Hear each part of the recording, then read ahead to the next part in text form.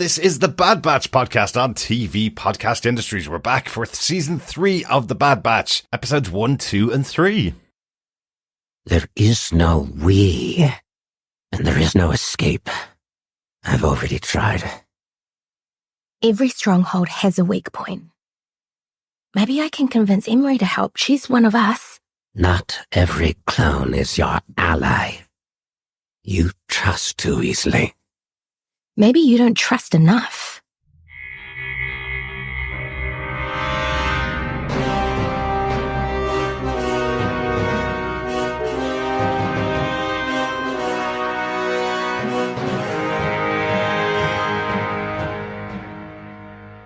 Welcome back, fellow Batchers, to TV Podcast Industries. We're back with the Bad Batch for the 3rd season, and this time we're going to talk about the first 3 episodes of season 3. First up, episode 1, Confined. I'm one of your hosts, Derek. Hello there, fellow Batchers. Yes, I am one of your other hosts, John. Bleep, bleep, blop, blop, bleep, bleep. I am Chopper. No, I'm Chris. But the last time we spoke Star Wars was for Ahsoka. It was. Yeah. It was. I'm just now laughing my head off because Chopper went plop, plop. Because you know he was going to say something worse. He was. Okay. He was. That just covers up what he really said. Yeah, well, that's exactly. true. Good stuff. But yes, we're back with the Bad Batch for the final season of this animated show from Star Wars. Nice to be back in the galaxy far, far away once again. Yeah, absolutely. And back in the world of, this animation. Mm-hmm. I really there was a warming feel watching through these first 3 episodes for me. Not so much in the first one, but we'll talk about it. Okay. Yeah, no. I was like, wait, what ones were you watching? Because we have gotten into the dark end of the Star Wars. Straight in, it's just like, do you know what? We're going to make you cry. We're going to make you weep, and then we'll bring up your emotions. Maybe if you're lucky. Well, as we were saying, this is Andor for kids. Yeah. Oh, yeah. Yeah. I just meant in general rather than the tone of this specific episode. Because, I think episode 1, Confined, is certainly bleak. Yes, it is. It does hark back to those war movies of, utter desperation in the Nazi prisoner of war camps. Yes, yeah, definitely. But we are, of course, going to talk about that in our spoiler-filled discussion on episode 1. We will be talking about episode 2 and episode 3 later on in the podcast, but we're going to try not to spoil them so you can just listen to them as you watch the episodes, whatever way you want to watch the episodes. You might want to skip episode 1 if it's finding it too depressing and move on to episode 2, maybe. No, you got to watch it. It's only 25 minutes. But if you haven't subscribed to the podcast, we have been podcasting for over 10 years. So we have tons and tons of content. Like Chris mentioned, we talked about Star Wars Ahsoka last year. And we, of course, talked about the first 2 seasons of The Bad Batch as well. So lots of Star Wars content and lots of other shows available for you to listen to over on any Rebel supporting or Imperial supporting podcast player of your choice. And we also want to hear your thoughts about the Bad Batch for this season. You can email us to feedback@tvpodcastindustries.com or pop it over to our Facebook group at facebook.com/groups/tvpodcastindustries, where there's a spoiler post up for each and every episode of the Bad Batch season 3. Well, there will be as each episode comes out, of course. We're not going to put up a spoiler post before the episodes come out, right? Yes, absolutely. Who knows what they are? Unless we're in the future. Exactly. But we haven't got time travel just yet. Well, I was saying we haven't got time travel in the Star Wars universe, but that's a lie. Well, we can travel to the future by just waiting around, Chris. So we do have future time travel. One final thing before we go into this. We are doing a Cantina quiz for the Bad Batch for this season. So we will be giving out a question for each episode of the Bad Batch for season 3. At the end of the 15 episodes for the season, put together all of the answers, and you could be in with the chance of getting your hands on some Bad Batch goodies for the final season. Yes, exactly. Like a Mount Tantiss cookie jar. I don't think or those a bad exist. batch of John's cookies. There you go. Absolutely. That'll work. That'd be great if they had a Mount Tantiss cookie jar. We do have a Death Star cookie jar. We do. Can't And keep it it's full. massive. It's like, that's no moon. Yeah, absolutely. Absolutely. But let's get into our discussion about The Bad Batch 301 Confined. The executive producers of this show are Dave Filoni and Jennifer Corbett. This episode was written by Jennifer Corbett and directed by Saul Ruiz, and the story editor on the series is Matt Miknevets. All people who are involved in all 3 seasons of The Bad Batch so far. Very heavily involved. So good to have the team back together for this final season. Yes, the Bad Batch are back together. Exactly. In the writer's camera. room. Exactly. John, do you want to tell us what they gave us with their synopsis for The Bad Batch, Season 3, Episode 1, Confined? Sure. Above the planet of Wayland, an Imperial shuttle gets into trouble on its return to Mount Tantiss. The shuttle crashes, but as it's outside the secure boundary of the Imperial facility, and the troopers aboard are left to the planet's wild and dangerous creatures. Separated from the rest of the Bad Batch, Omega is being held at Dr. Hemlock's lab on Mount Tantiss. Every day she works with Dr. Emery Carr to take blood from the clones and herself for analysis by the Kaminoan cloner Nala Se, who is working on a mysterious project. She soon finds that Crosshair is also held at the same facility and hopes to get him and the rest of the clones free. Omega's other tasks include feeding the captured native lurker hounds, particularly the one called Batcher, which she nurses back to health and allows to escape before the Empire droid terminates it. But as the days go by without any contact with her brothers and the incessant routine of her life at an Imperial facility drags on, Omega loses hope of any possibility of getting out. It's so depressing. It does feel kind of like she's Steve McQueen just throwing the ball in the cell a bit. Yeah. You know, it's rinse, take blood samples, repeat, kind of, you know? Yeah, it's a really dour episode this time. It is, but I think it captures nicely the awfulness of being in an Imperial facility, because it's kind of like, you know, is she a prisoner? Isn't she? Is she a hostage? Isn't she? They think she's not. She certainly thinks that she is, Absolutely. and she is. She's locked in her cell But, overnight. it's just like, yet she's given freedom to go around the base, so it's kind of like, it's like she's got special privileges, but is still ultimately in prison. I feel like the way they're saying it is she's not being experimented on, therefore she's not a prisoner. That's kind of the only distinction between the rest of them and her, isn't it? And slightly better quarters than at least Crosshair. And dare I say it, we say it's a prison, but I can imagine all the Stormtrooper sort of bunks being rooms like that. Probably. You know, it's even the fact that they come in and it's like, you know, no personal items. Like, it's really pretty grim. It is. I'll quickly just catch you when you said there's not doing tests. They are still taking her blood, which Yes. every day, which is it's an interesting one. We'll probably it's definitely something we're going to want to talk about as we get into our blast points. Yeah, absolutely. Speaking of which, let's get into our top blaster points for this episode. Did you miss that sound? Yeah. I did actually, yeah. It's always the final pew. It is. It's almost like it's one too many. It's just to keep everyone off guard. Exactly. It's just the one it's the one shot by the Stormtrooper that just goes wildly to the left. Yeah. It's It's pew, pew, pew, pew. Crosshair's shaky hand just getting an extra one off, I guess. Exactly.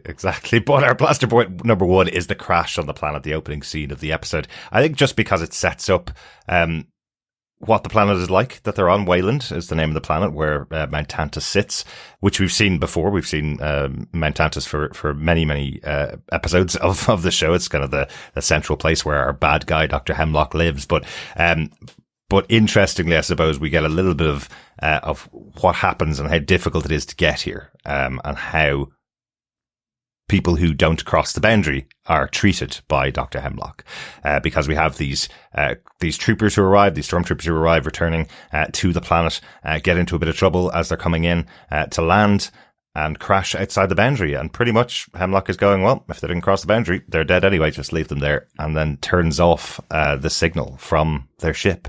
Yeah, it's like almost rubbing his hands. You'd expect him, no recovery team for you guys, But yeah, it's kind of it's interesting the fact that I realized that this planet was called Wayland, and it's like Wayland Yutani, like from Alien. Yeah, exactly. Yeah. Then I'm like, okay, and there's all these monsters out there, and there is actually another. The next episode, there's elements of Alien within that I kind of really get a number of different elements. So it's kind of like, are they kind of doing an homage to like aliens at the moment? Because yeah, it wouldn't surprise me if it was actually planet Wayland, Yutani. Yeah, I would say it's definitely a reference. To be honest, I don't think the actual show has ever said that the planet's called Wayland. I'm taking that from the Star Wars databank where I get loads of those little nods from. But yeah, the planet being called Wayland, I think in the past we thought it was Tantiss. I think we might have even said that in the podcast. But it's Mount Tantiss on the planet Wayland, which I'm sure is a nod to Wayland Yutani from the Aliens franchise. Yeah, oh, definitely. So yeah, we have this crash, and we basically, whilst we don't see anything, we hear a lot of stormtroopers screaming as they're attacked by some kind of unknown creature. So, like, ultimately, yes, it's a fairly inhospitable world. It seems out of this kind of secure boundary that they have the facility in. Yeah, we kind of see the native creatures later on in the episode as well. So they aren't very friendly unless treated really, really well. The lurker hounds. Yeah, I guess you probably don't have the opportunity to treat them that well if you just land in in the middle of their territory, I suppose. So I guess all those stormtroopers are gone. What are you doing, boy? I'm lurking. Exactly.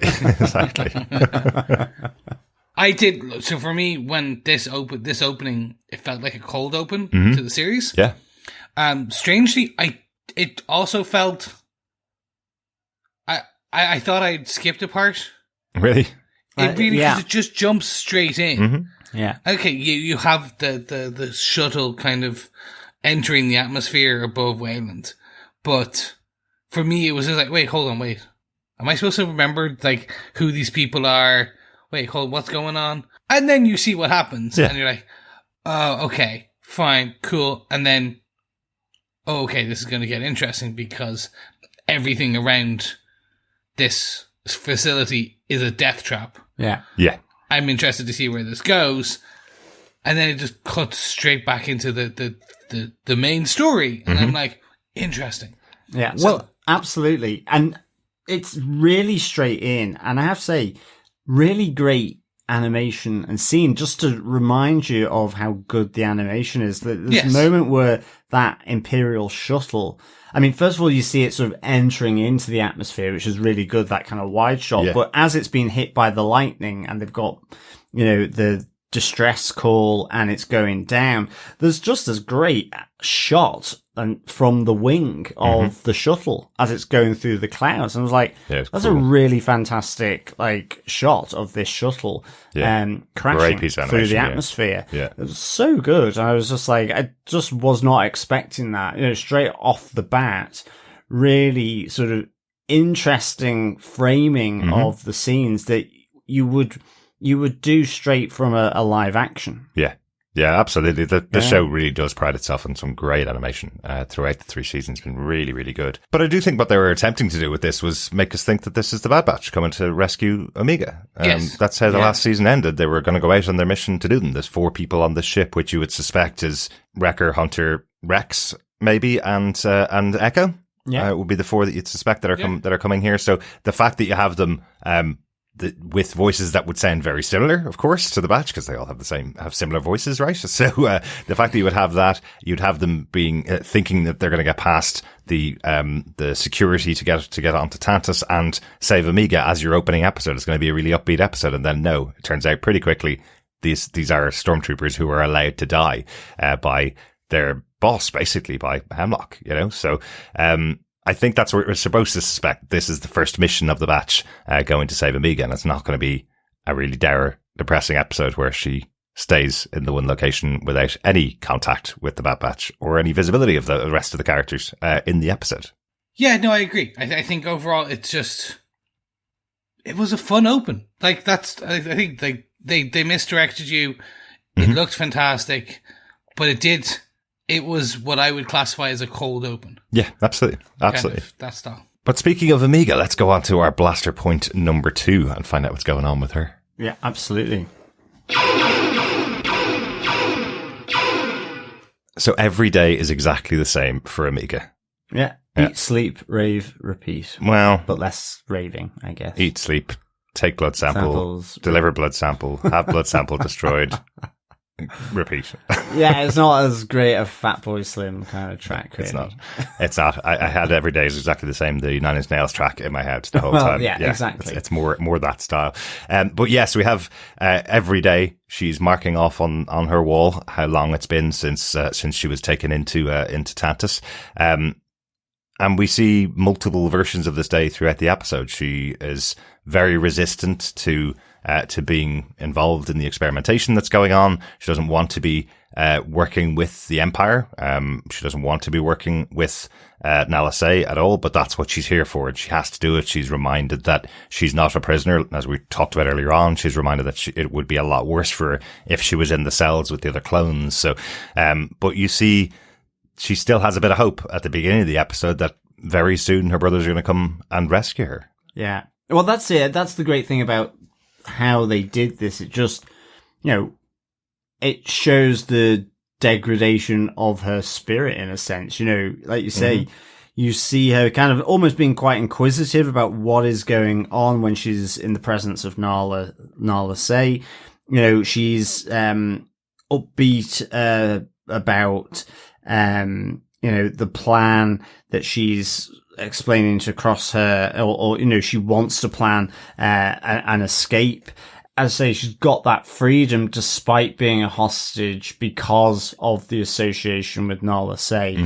So you see all that, but then it just slowly begins to fade. There's that great bit of repetition where she's passing Crosshair in the corridor, and the first time she's kind of expectantly looking at him and so on, and then it's just eyes front, not even acknowledging him. So it's just that kind of great touch to show the effect on the spirit, I guess, of this, of these living conditions and this situation that she finds herself in. I think, absolutely. And we're not joking. This does really remind us of Andor. This is exactly it is Andor those for moments kids. when Andor is walking through the corridors of the manufacturing factory when he's a prisoner is exactly what it feels like when they're all unable to look at each other, communicate with each other. They just have to stand on their spot until they're allowed to go to bed, and that's it. This is where Lego does a set of Omega's cell with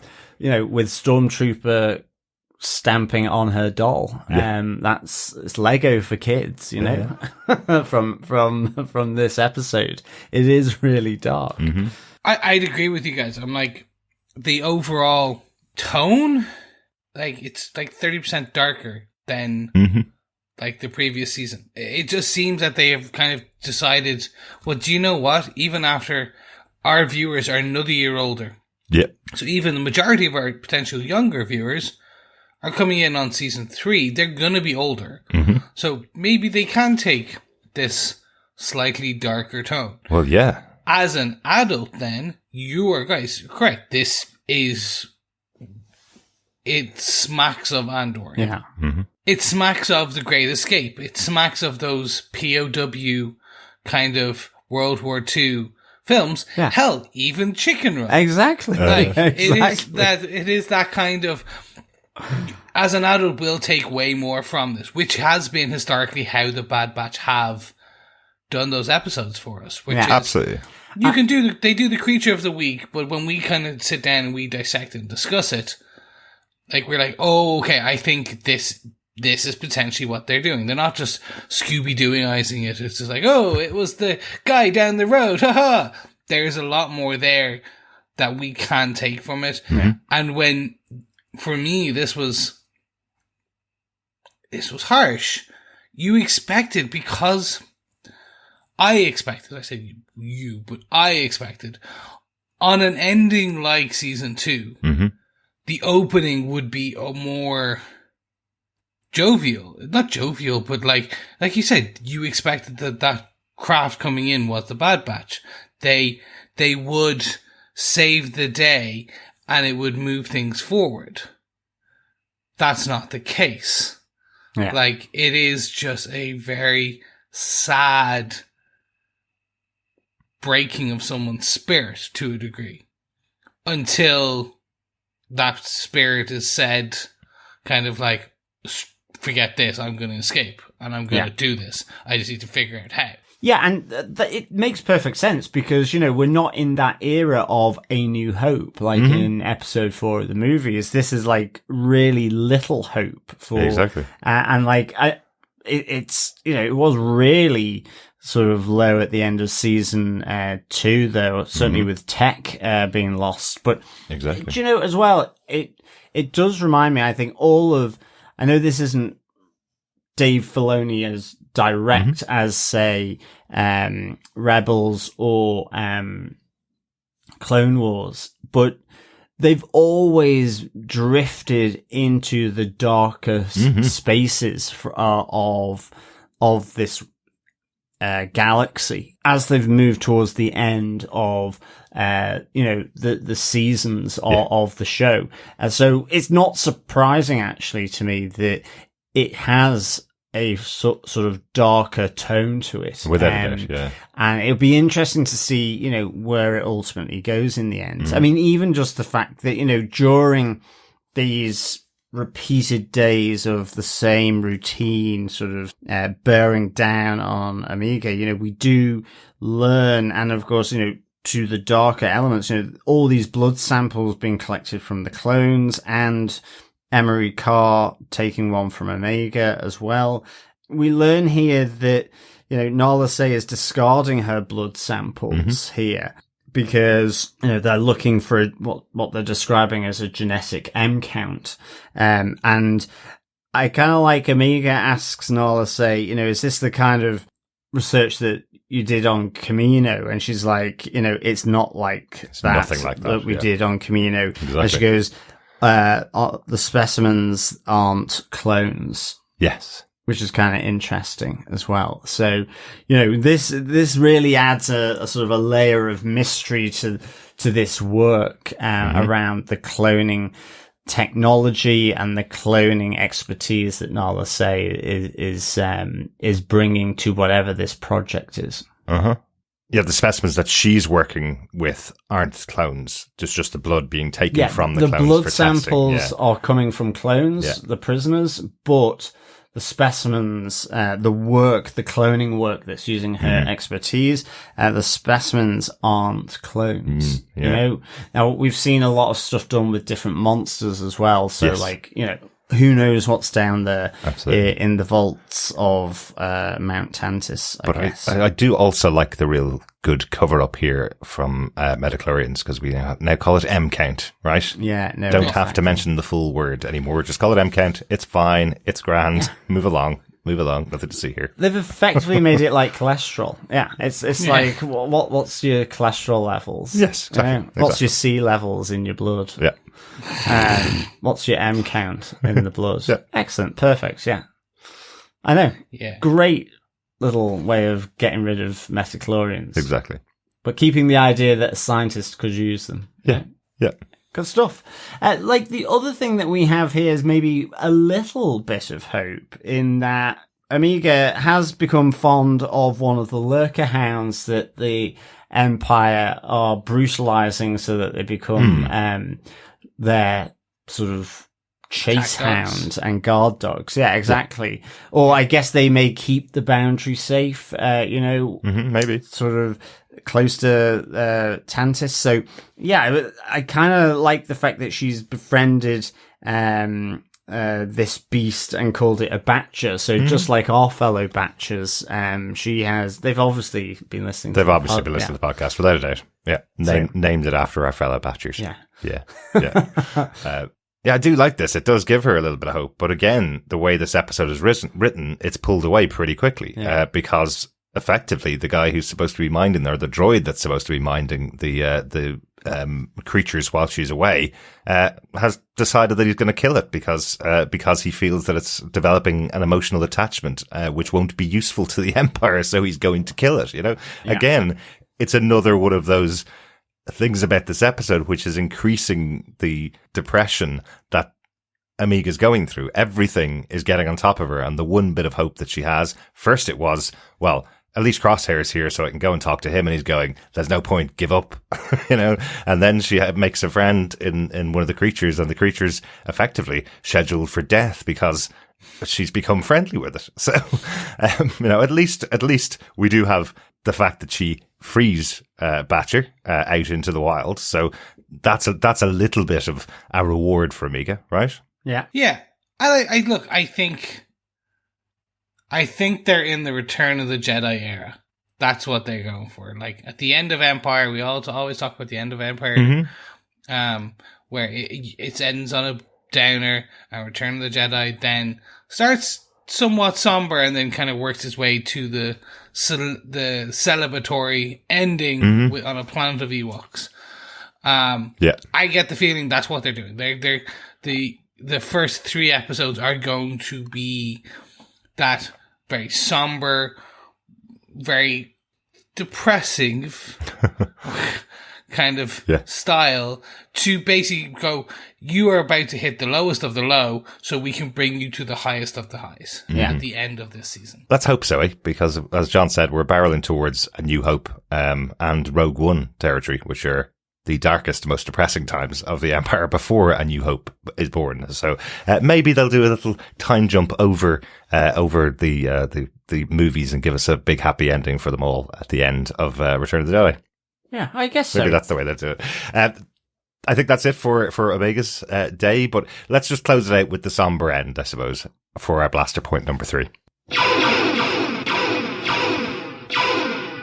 Ultimate resolution in the episode almost is the depressing realization that it started out with young Omega in here counting the days on the wall. By the end of the episode, she's been there so long that her hair's growing out. She's been able to build herself her own teddy bear out of the hay that she's been stealing from minding Batcher.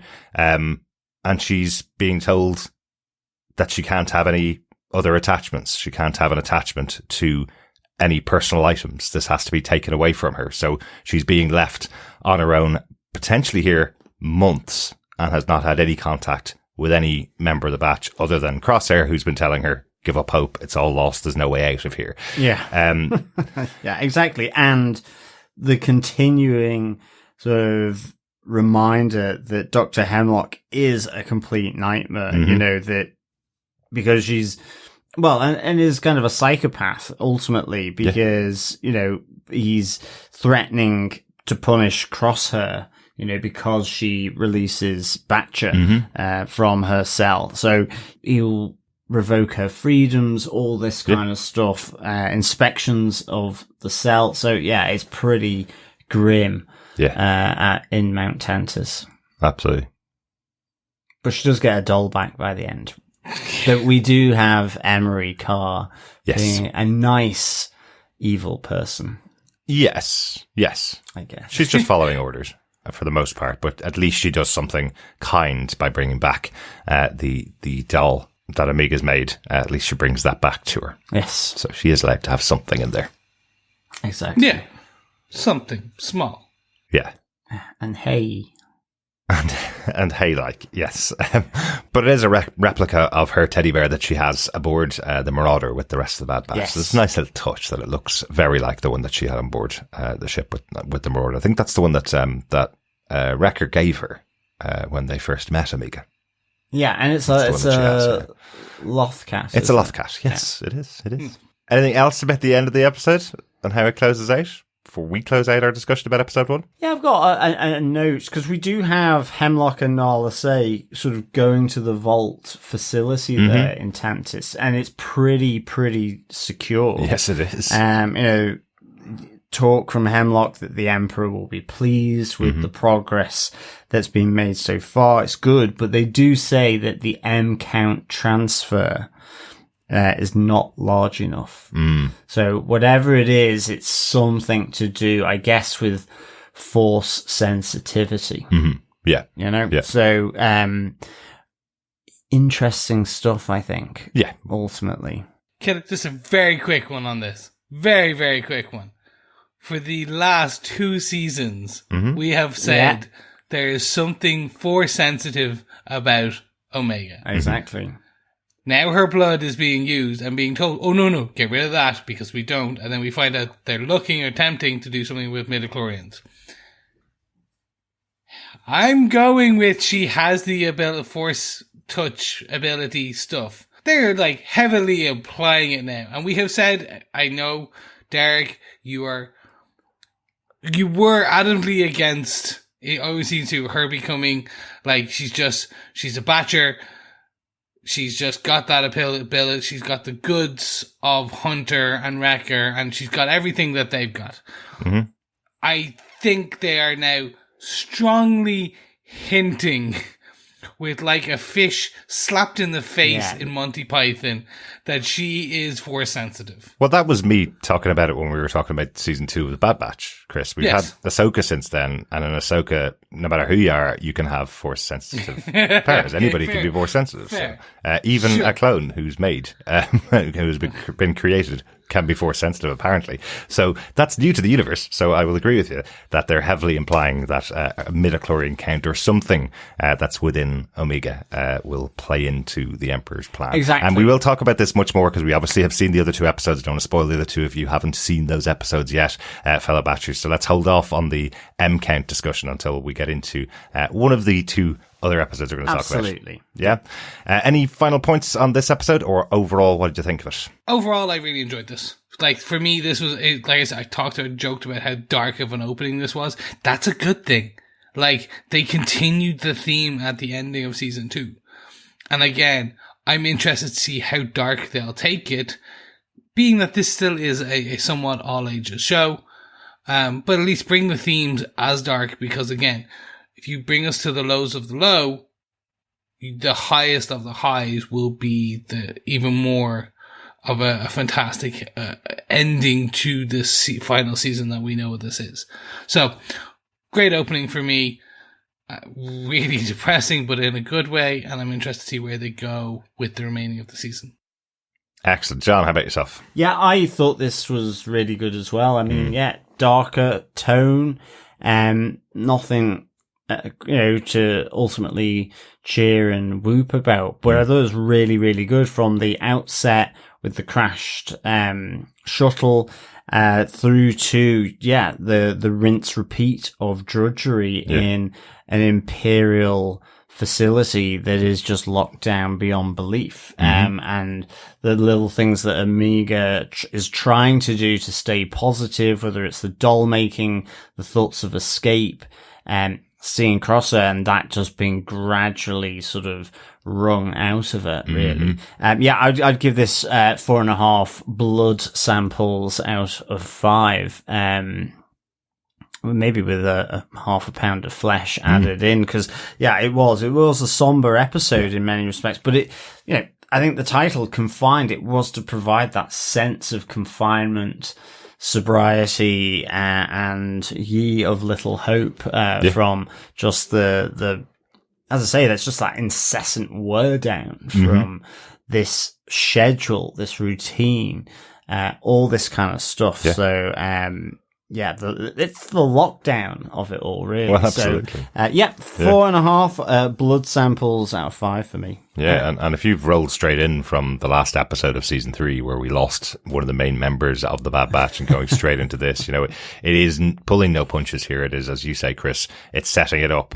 If you watch this episode and you're, maybe 6 or 7 years old and you've been watching the colourful, shiny show about the Bad Batch, you might want to turn it off right here and not watch the rest of the season because it might be a bit too depressing for you. So they're setting out their stall right here because they resisted the urge to do anything that they've done in previous episodes that have been dark. You don't have any moment here with Wrecker, who's lightening the mood, having a bit of fun with Echo. You don't even cut away to them at all. This is all about Echo and what she's going through. Absolutely. Everything that's going on there. They didn't even have the creature Batcher being a very cute creature who's playful all the time. He's a very violent and angry animal and gets tamed, but that's about it. You still see all the rest of the lurkers around, all being very, very violent and angry and aggressive. So, this isn't a happy episode. It's an interesting choice to start off the season, and I think it's a good way to do it. I'm normally not a big fan of 3 episodes being released on the same day, but I'm glad this is not the only episode we got to see and had to wait till next week for the next one. I'm glad there are more episodes able to watch straight away after this one. Well, absolutely. I mean, even just some of the hints, from this, just even, that you have Omega talking about Crosshair's hand is shaking. It's like, what is that about? That doesn't sound great, given he's having blood taken on a daily basis. And, just this notion of, what's down in the vaults. It does feel kind of like Hammer horror-esque in that sense. Well, yeah. What is going on down there? What are the experiments that Dr. Hemlock's doing? Absolutely. Well, let's get a drink after that somber episode. Absolutely. Maybe a bit of blue milk to cheer ourselves up. Let's go off to the cantina for the cantina quiz question.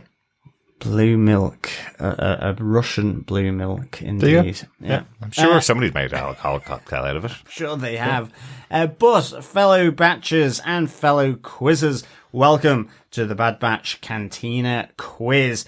We are starting off the season's Cantina Quiz with question 1 from this episode. What is the designation given to the lurker hound called Batcher? Ooh, interesting. What's his name before Omega calls him Batcher?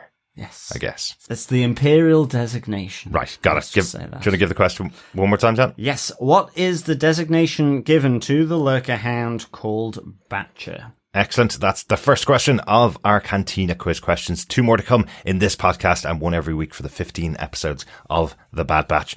Gather all the answers together and email us to feedback@tvpodcastindustries.com with all the correct answers, and you could be in with the chance of getting your hands on some Bad Batch goodies. That is also the place you can email us with your thoughts about any of the episodes of The Bad Batch, or you can join us over in our Facebook group at facebook.com/groups/TV Podcast Industries. We are going to take a break and we'll be back in a moment with our chat about The Bad Batch 302 Paths Unknown. Catch you in a minute. Bye. Bye. Blaster beat stick, kid. Wrecker. They're regs. And who are you? We're clones. Same as you. You don't look like clones. They must be 99s. Defectives. Defective and effective.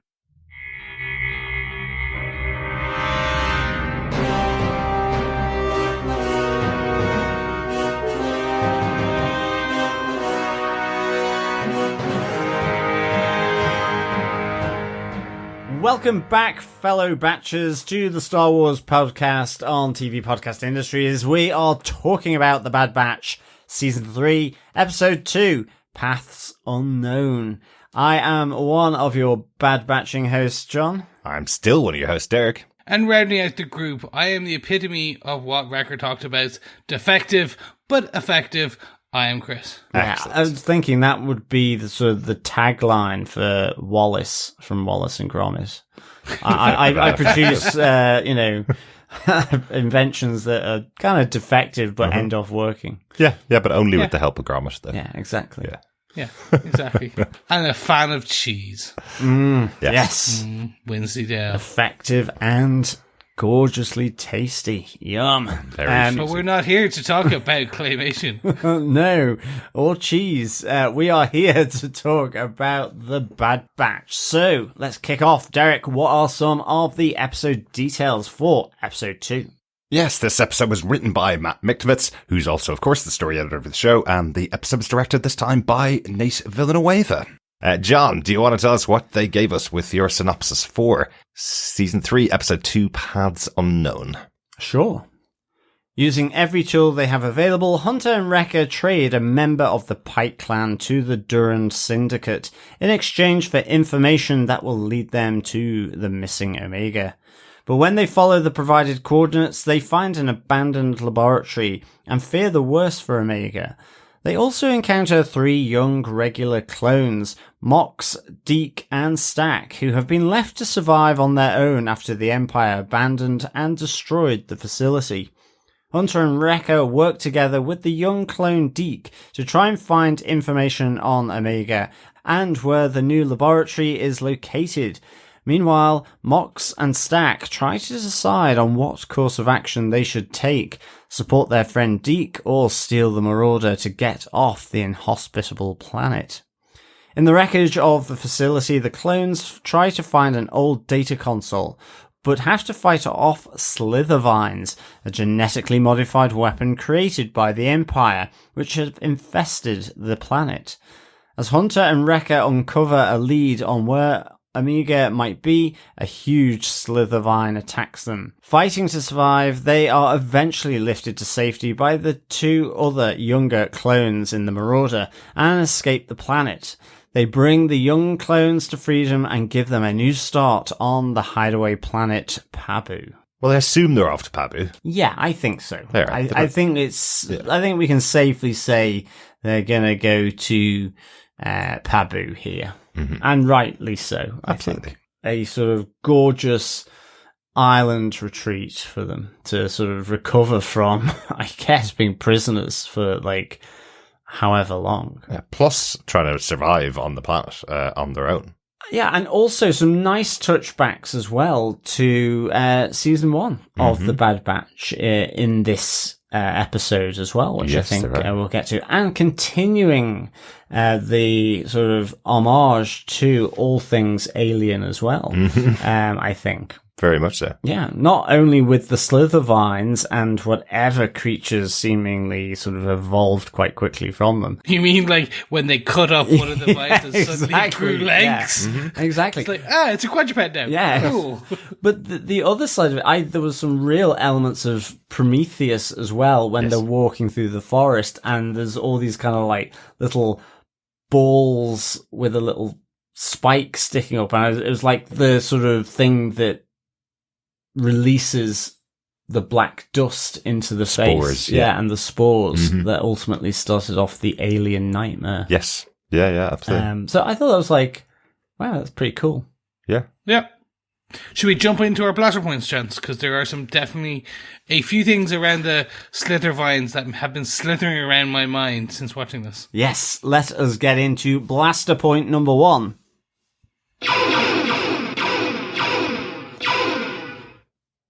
Yes, it is the Durant Syndicate. And Issa Durand is actually played by Angelica Houston, which is really cool. That's quite a big name. It to is, get isn't it? Isn't, for the show. isn't that grandkids going, can you do Star Wars? And her going, I don't know. Sure, I'll give someone a call. And they went, we have this thing called Bad Batch. Do you want to just be a...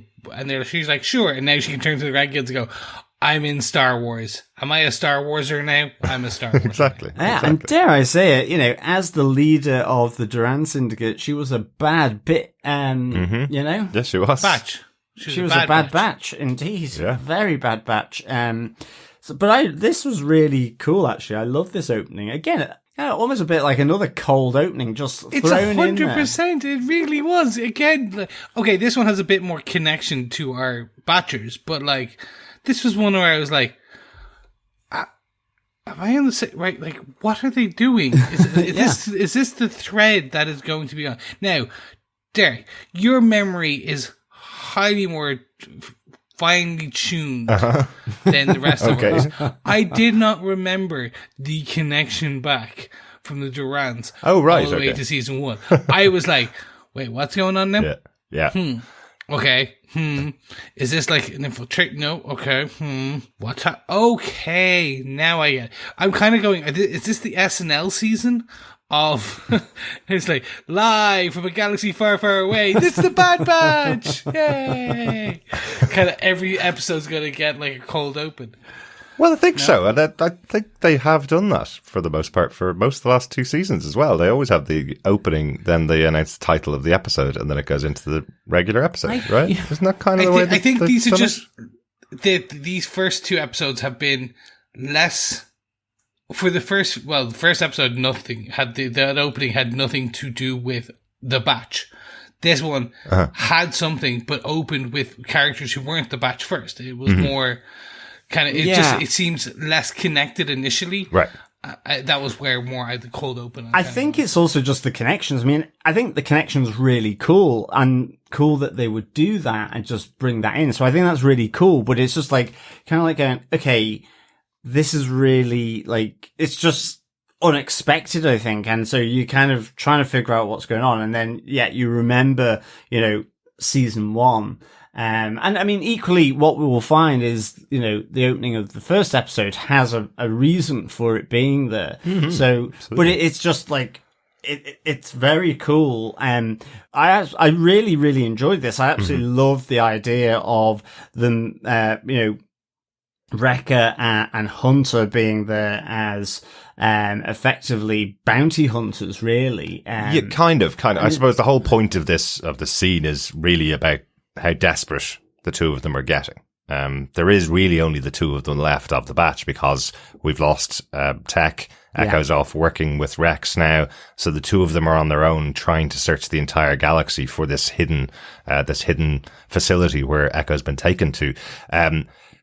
So they're calling in favors from people that they can't really get favors from. So what Chris was mentioning is, in case you don't remember, Roland Durant was a character that we met back in season 1 of the Bad Batch, in episode 13 of season 1. He came in and took over Sid's operation on Ord Mantell and worked kind of with the Bad Batch until they went up against the Pike Syndicate. And the member of the Pike Syndicate that took his horn was actually the leader of the Pike Syndicate on that planet back in that episode. The episode ended with him effectively being disgraced, but being given Omega's kind of pet lizard, Ruby, as something to say that she believes he's an okay person, even though he's on the criminal side. He talked about his mother at the time, about trying to impress her that she's involved in the world of criminality, but this is the first time we're seeing her in this episode. So pretty much this part of the episode, this coming into the Duran Syndicate and bringing them the Pike member who took the horn of Roland Durant, we saw that in episode 13 of the first season. So we saw that moment, we saw what happened, and we know exactly who this is. This is the leader of the Pike Syndicate being dragged before them in exchange for information. Yeah, I mean, the drivers to get the intel to find, get something about the location and whereabouts of Omega. But that's why Roland, in the end, goes over to them and says, "I wish you luck," even though Issa's trying to get rid of them, saying, you know, you might wear my patience and you'll be dropped to your death, just like the other member of the Durans that was killed just beforehand.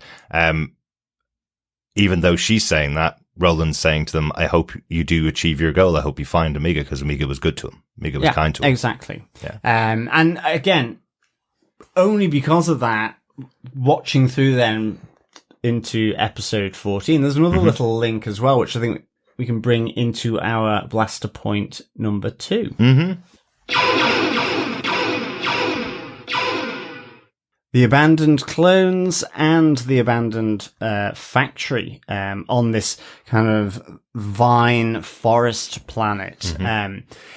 But the other connection is because we watched that episode again just to get a sense of it, and Roland Durand, you know, the next episode started up automatically. I was kind of watching that, and it's as they're evacuating the facility on Camino of all the clones. And it's just strangely, there is a scene of one of the Kaminoans bringing a group of 6 to 8 young clones, taking them off planet.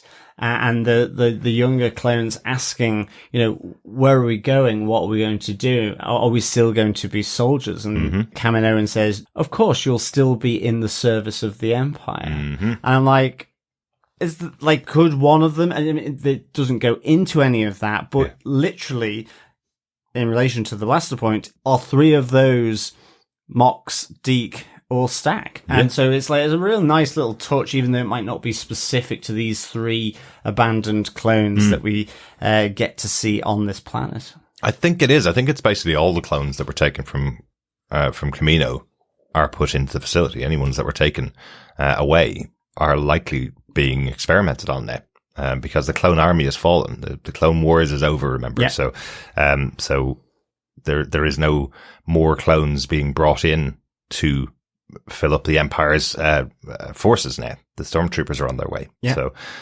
So I guess most of the ones that were left in Camino are the ones that are being experimented on. So a really nice callback to season 1 of the Bad Batch. Yeah. But, you know, here we have these abandoned clones, these 3, but also then this former abandoned laboratory of Dr. Hemlock as well. Which I feel there's going to be a load of them. I get the sense that this is a second laboratory that kind of being talked about, obviously outside of the one on Mount Tantiss. I get the feeling that there's going to be a fair few, and in different levels of disrepair, different levels of activity, and the batch are going to go through a few of them to get to Omega and or whatever the end goal of Hemlock is. They're going to find Cassian Andor on one of the facilities. Yeah. Excellent. I like it. It's going to be the Andor crossover. Or be at the beach laboratory. There you go. There you go. You're right. That's absolutely a possibility here. You kind of, the vastness of the galaxy is something really important to this show. We had them effectively through the first 2 seasons doing missions all over the galaxy, being able to evade being captured by the Imperial Army, who were looking for them at the time. They were able to avoid that throughout the first 2 seasons, and now they're trying to find the most top secret facility of the Imperials. Bound to be a lot of possibilities, and this could go on for the entire season. We could have the batch out looking for Omega, getting little strands of details and trying to reach her throughout the season. And given episode 1, that could be entirely likely that we will have a very somber season where they don't reunite throughout it. Well, that's it. I mean, even this, the clones, these 3 young clones are alone. They have no trust either in the Empire or other clones because they were left behind. They were the only ones that managed to escape the facility before it had an orbital bombardment done on it. Exactly. So, really trying to destroy the evidence here. So these 3 kids should not be alive. They are a liability for the Empire here. Or they just don't care about them enough to even try and rescue them. No. The aerial bombardment is there because of the Slithervines taking over, this genetically modified weapon that effectively has taken over the entire planet. So they get everybody that they could have off the planet, or anybody that they wanted to get off the planet, and then dropped bombs on it. I love the fact that Stack and Deke, first thing they say is, don't touch the vines, and of course Wrecker touches the vines. Oh my god, that's like literally telling a cat or a puppy, don't do that. Exactly. This, the big red button, don't press the big red button. You mean this big shiny red button right here? Absolutely. I'm going to press that button. There's nothing you're going to do to stop me. Now that you've said it, it's going to happen. It is predestination. Absolutely. Yeah, without a doubt. It wasn't going to be Hunter, right? It has to be Wrecker doing it. Definitely. Yeah. No, I really like that. But I mean, even just seeing these 2 on their own without Tech, without Crosshair, without Echo, it feels really sad just seeing the 2 of them. And I mean, even, they try and heighten that by seeing, by the shots looking into Omega's quarters with the doll of the Loaf Cat as well. Yeah. It's like, oh my goodness, it literally is trying to sort of get you to tears, really. Absolutely. Absolutely. See the 2 of them just left all on their own. They went off with their band of brothers, and now it's down to 2 of them. But we do see a bit more of Hunter's abilities coming out in this episode. It's very easy, as we said before, to show Wrecker's abilities on screen. He's really strong, really good with explosives. You can use that pretty much every episode when there's a fight. With Hunter's ability to track and find and follow, is what you're really seeing when they use him in these episodes, where he's able to find which way to go, where to get to anywhere. So you see him here finding the clones, knowing that he's being watched at all times. It's this heightened sense that he has almost that comes out, before the clones engage, or the Reg clones engage, let's say. Absolutely. Some other nice touches here, though, from the casting, which I really like. 2 of the clones, Mox and Deke, are played by Daniel Logan, who played Boba Fett in Attack of the Clones. So have him back here playing young clones, right? Boba Fett is just a clone of Jango Fett, which all the other clones are, but a clean clone who doesn't age quickly. But great to have Daniel Logan back, playing the role of two of the young clones here. Yeah, that's great. Cool idea. Yeah, really good. Yeah. And we also then Stacks, we have being played by Julian Dennison, who you'd know from Deadpool 2, or Hunt for the Wilder People. Yeah. Yeah, he's really good. He becomes the big villain in Deadpool 2, doesn't he? Well, kind of, yeah. All right. Yeah, he does. It's a very short moment as potentially going evil, yeah. Yeah. Okay. Yeah. But is redeemed very quickly. Yeah. Yes. With literally within 90 minutes, he's redeemed. Yeah. Yes, exactly. Hey, it's a superhero movie. You have to do that. Exactly. And if you haven't seen Hunt for the Wilder People, a really, really good movie. Great. That was his big introduction to the world. So Yeah, with Sam Neill. Yeah, highly recommend seeing that. So great to have him here in the Star Wars animated universe as well. And if you haven't seen Deadpool 2, what are you doing? Go watch that. There is a PG-13 version. There you go. You can watch that too. Exactly. Yes. Exactly. But I think we should move on to the crux of this episode, blaster point number 3. It is searching that facility for the intel so that there is finally some new hope for the Bad Batch. Well, exactly. I like that Deke's the one that stands up to go and help them out and get them to go into the facility, but just interesting that Mox and Stax just sit back and go, not a chance are we going to help you. We stopped investigating that facility because of these slither vines. It's completely overrun in there. We are not going to help you here. We need to get off the planet is their whole motivation here. And I can kind of understand it, They just about survived and they've survived all on their own. And there's an opportunity here to get off the planet and save and be alive. Or you could put yourself in massive danger where there's a risk of you dying. So I can kind of see why they would think like that. But Deke's different. Deke seems to be more of that clone trooper braveness inside of him. Well, it's kind of like, it's on a spectrum, isn't it, here? I think Deke recognizes, even though, we've just said for Blaster Point 2, they don't trust other clones, they don't trust the Empire. I think part of the fact that they aren't regular clones is one thing, but it feels like these three younger regular clones are kind of on a spectrum in there. I think, Deke ultimately can see that they're being helpful. They're looking for a member of their unit, so that immediately sort of, resonates with him. And it kind of resonates less as you move through then to Mox. So Mox, who is the leader, is kind of in two minds, but ultimately has a self-preservation, whereas Stack just, no, this is our opportunity to get off the planet. And in fact, I like the fact that we do go back to Mox and Stack, as the other three go into the belly of this facility. And you see them discussing about hotwiring the Marauder and getting off planet and leaving them behind because they're not going to survive that facility. Well, yeah. Which, to be honest, they're not half wrong either, but, and I like that there's just that little bit of play here with, that conscience element of these younger clones. Yeah. They're at kind of varying degree. And I mean, it's almost like Stax just needs orders because as soon as it's decided by Mox to help, then he's all in, but he has a different frame of reference ultimately. So I kind of like that. I like seeing them sort of break into the Marauder, sort of this amazement and them having that conversation about even leaving their friend and one of their own behind in Deke.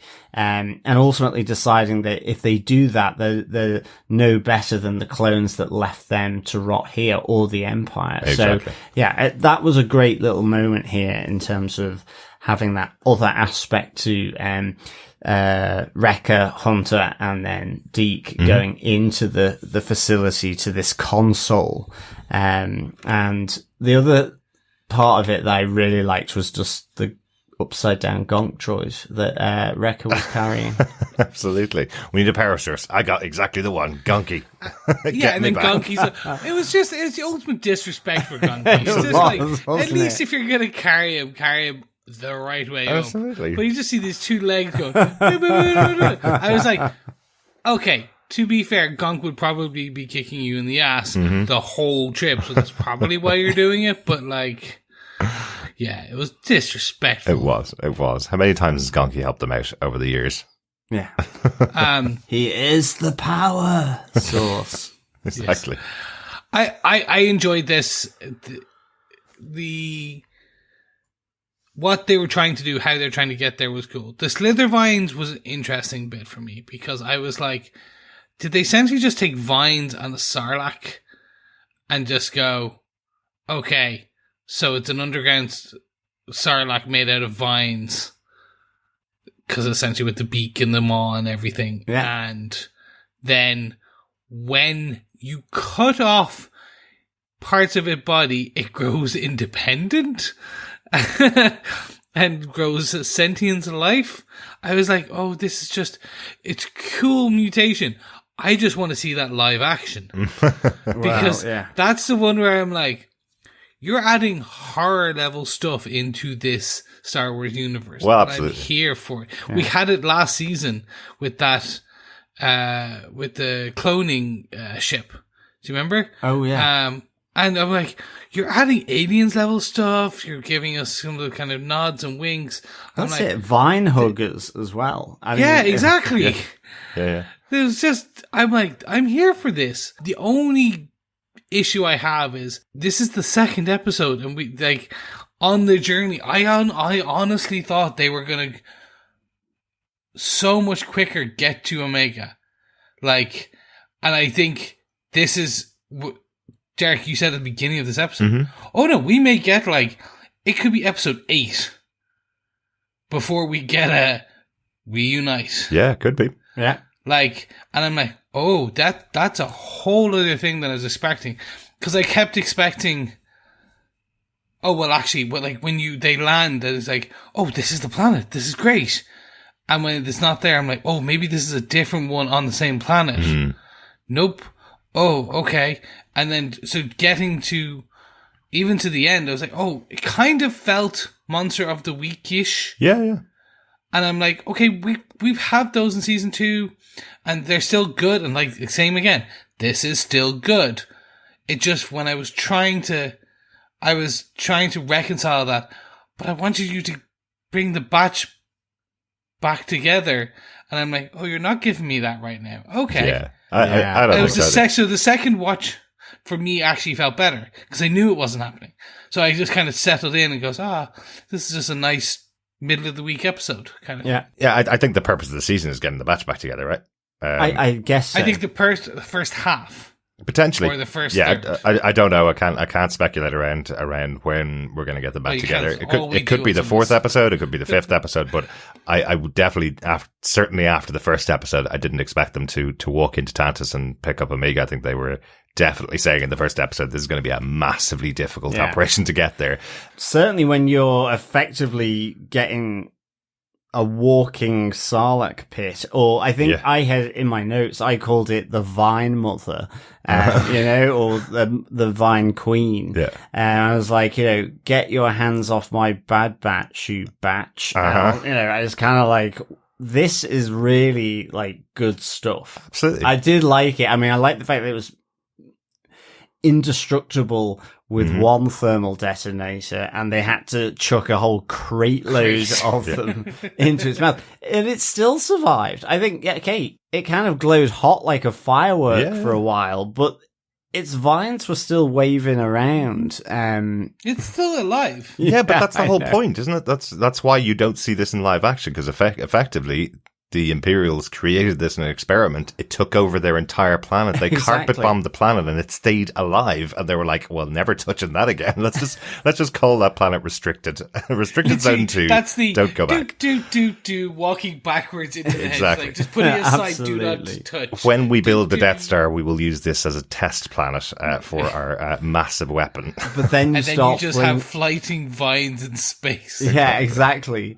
That eventually re-enters some poor planet's orbit and then takes over. Well, now that Disney also own the rights to all of the Alien movies as well as the Star Wars movies, that's how you get your crossover, isn't it? Yep, I guess so.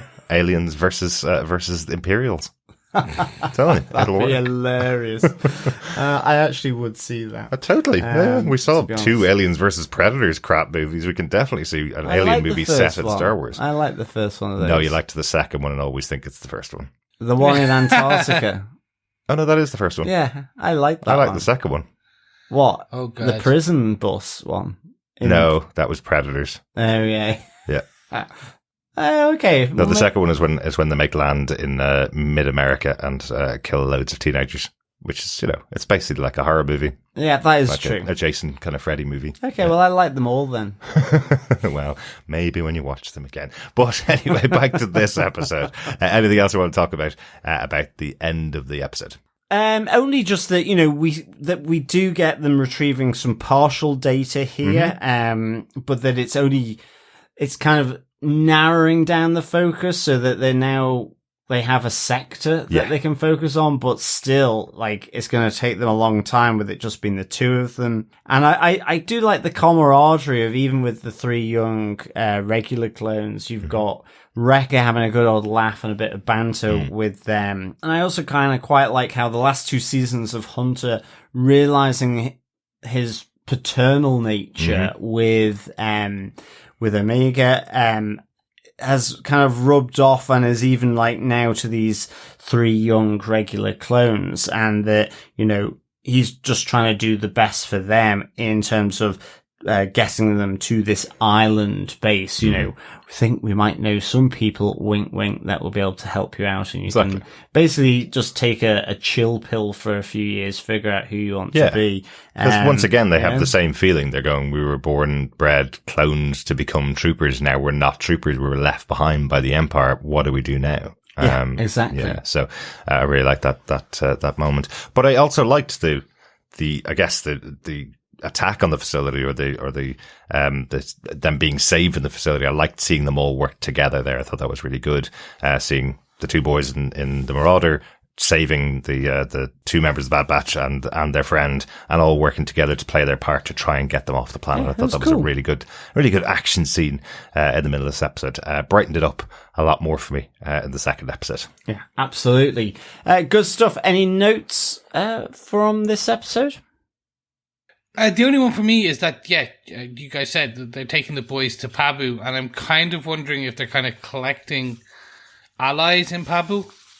Well, if we'll get this kind of, if the final push from the batch at the end is everyone from Pabu plus the people that we've throughout the seasons, they'll bring everyone back for one final hurrah. Mm-hmm. You're gonna get your Wookiee Jedi kids. Mm-hmm. You're gonna get your the kid from that dust planet that was friends with Omega who wanted to be a thief. You're gonna get like Rex. You're gonna get all. It's like, here's everyone that you want to bring in, because this is the end. Yes. This is the end, as of right now, of the Filoni animated arena that we are in. Because everything else that we are aware of is live action. Yeah. So I do wonder if this is going to be that kind of like, whoa, and Pabu is just a nice place to center everyone and put them all there. Yeah. Yeah, I'm hoping to give this a proper ending for the show and show us where the Bad Batch definitively end up. Unfortunately, I do think that means we're going to lose another couple of members of the Bad Batch by the end of the season. Yes. Since we haven't seen any in live action. Well, we've seen one in live action. But we know a few do survive from some of the other shows. I hope some of them do, for sure. Yeah. But with that, any final thoughts? For myself, I enjoyed this. I said second watch was a lot better for me. The first watch, I kind of was, for a majority of it, was like, okay, when are we getting to Omega? Like, how are we going to get there? Because this is going to start. So once I settled into, you're giving us that kind of adventure of the week, but still tied, and it's still really good adventure of the week. But once I got back into that spirit, I was like, okay, this is how we're doing it again. I got this. We're happy. I'm happy with this cadence and style. So yeah, second viewing was a lot better. Excellent. Derek, Yourself? Yeah, I really enjoyed this episode much more than the first episode. As I said, I think the first episode just put me on edge. And I kind of get what you mean, Chris. It was probably because you'd seen what Omega's going through. It's like, guys, just get there and save her. But I suppose because we'd seen her marking on the walls how long she's been there, you know, it's months and months on end that she's there. So I guess I kind of expected an episode where it's the batch on one side and we don't see Omega because we had seen the other side of it last episode, maybe. So, but I did find this a much more exciting episode, of course, than the first episode, and really interesting episode. But there is sadness in this episode, John. You mentioned just that focus on the space that's left behind, the unoccupied space from Omega, to kind of tie you back into the sadness that these guys are going through, having lost absolutely their sister or daughter in some case, from Hunter's perspective, I suppose. So I really like how this is building out the show and the central mission for the team. I love the moment at the end when we get that called out, when you have I'm sure it was just done for the trailer, but when you have our mission's only just begun from Hunter as he gets that minor piece of information that might lead him to getting Omega. So really like this episode, a much better balanced episode as well. So, yeah, definitely. How about yourself, John? What's your final thoughts? Yeah, I really enjoyed this episode. I think actually talking about it feels even better than after watching it a couple of times. So I would give this 4 upside down gonkies out of 5. I just really enjoyed it. I liked the kind of camaraderie of it, actually seeing the Bad Batch, even though it was pared down with just Wrecker and Hunter remaining. But I just like how this kind of brotherly bond that we see with other members of the Bad Batch, with Rex and so on, and how that kind of ultimately extended to these 3 younger clones, even though they were regs and not defectives. I think Wrecker really does add in a lightness for sure, and so even though it still has that moment of melancholy, I mean, even with the catchphrase defective and effective, really good. The fact he is the one to touch the Slithervine, even though he's been told not to. So, I really kind of enjoyed this episode. And also just to see the scale of what Hemlock's operation has been doing, i.e. this is another massive facility that they've just destroyed. Yeah. And partly down to the fact that some of this experimentation has gone out of control, out of hand with these Slithervines. So yeah, and the nods back to season 1, and dare I say, I'm loving these nods to the Alien franchise as well. So yeah, fair dues. So yeah, I'd give this 4 upside down gonkies out of 5. Fantastic. Let's go to the cantina for a quick drink.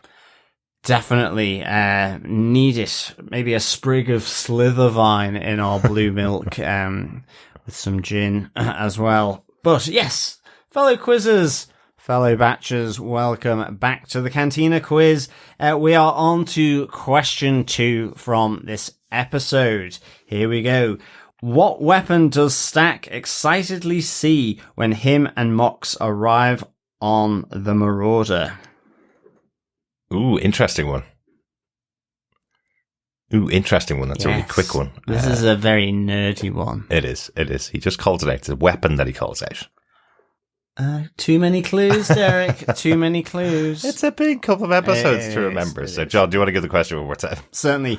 What weapon does Stack excitedly see when him and Mox arrive on the Marauder? Or attempt to steal the Marauder. Well, yes. However you want to call it. That's it. That's the second question in our Bad Batch Cantina quiz.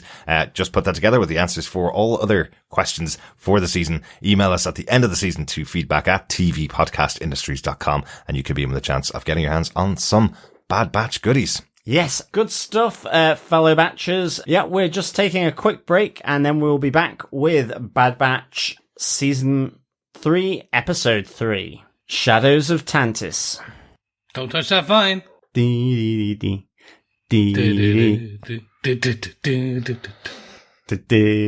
touch this vine. Your brilliance is a great asset to this empire. If I am appointed the scientific minister, I would strive to bring unleashed glory to all divisions of the Imperial Science Corps. All in due time. Yes, Emperor.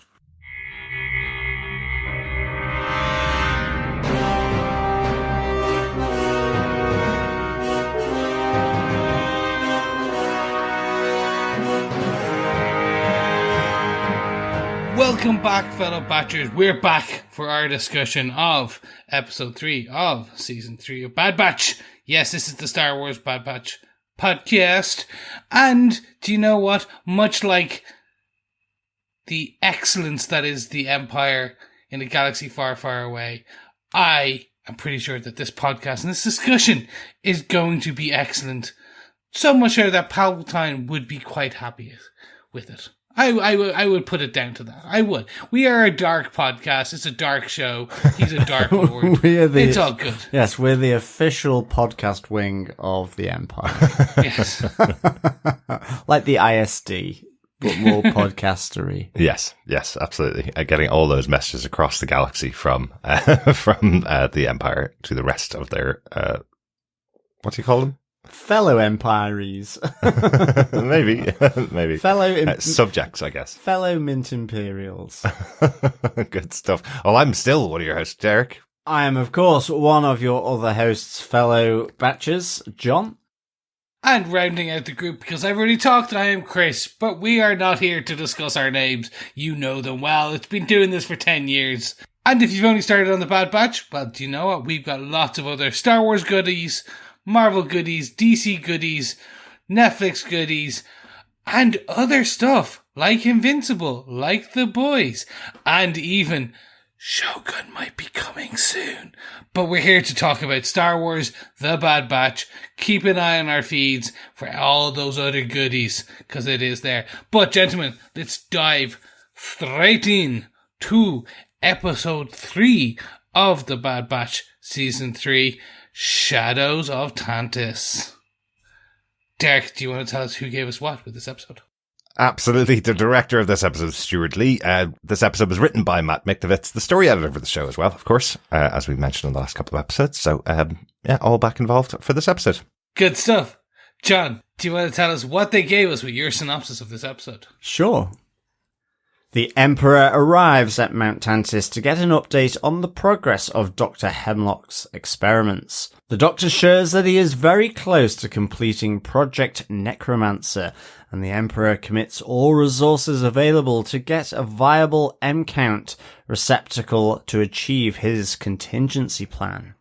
Nala Se, meanwhile, tells Omega she is in danger if anyone analyzes her blood, which she has been destroying each time she has received a sample, and she must escape the facility. But with Nala Se needed for the Emperor's visit at the facility, Dr. Emery Carr has been tasked with analyzing the latest set of clone bloods that includes one of Omega's samples. With everyone preoccupied, Omega borrows Nala Se's datapad and uses it to free a reluctant Crosshair. They escape onto the main planet through tunnels built into the animal cages of the laboratory, but the alarm has been raised and both are pursued as a high priority. Omega and Crosshair plan to use comms on a downed Imperial ship to alert Hunter and Wrecker to their whereabouts, but the comms are broken. After being discovered by stormtroopers sent to recapture them, Omega and Crosshair are saved by Batcher, the lurker hound that Omega freed from captivity. They take the Imperial ship sent to recover them, but are pursued by Imperial fighters. They manage to escape the planet after the fighters are called off, when Hemlock realizes that Omega's M-count is compatible with the Emperor's project. Omega and Crosshair escape the planet Wayland to find the rest of Clone Force 99. Excellent. Much more upbeat episode, focusing on Omega. Well, they this time. escape. Yay! Yeah. Necromancy. Yay! Exactly. Yay!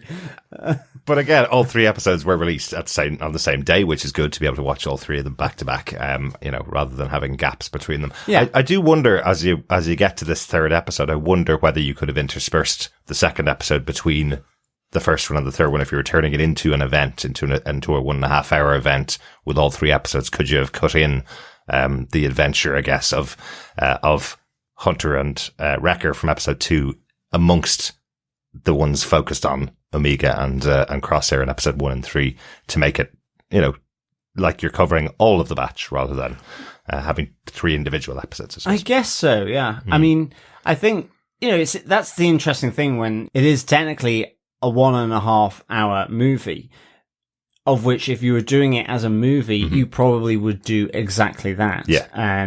In the way it was done. So it's kind of interesting, isn't it? The differences to the format that between movies and TV, which I know we hark on about a lot, but I think you really tell that here. Yeah. But nonetheless, yes, this was a good episode, and certainly one that sees, we have these shoots beginning to bud, I think, on the leafless tree at the moment. Absolutely. Yeah. But let's discuss those buds that are about to flower in our blaster point, starting with blast point number 1.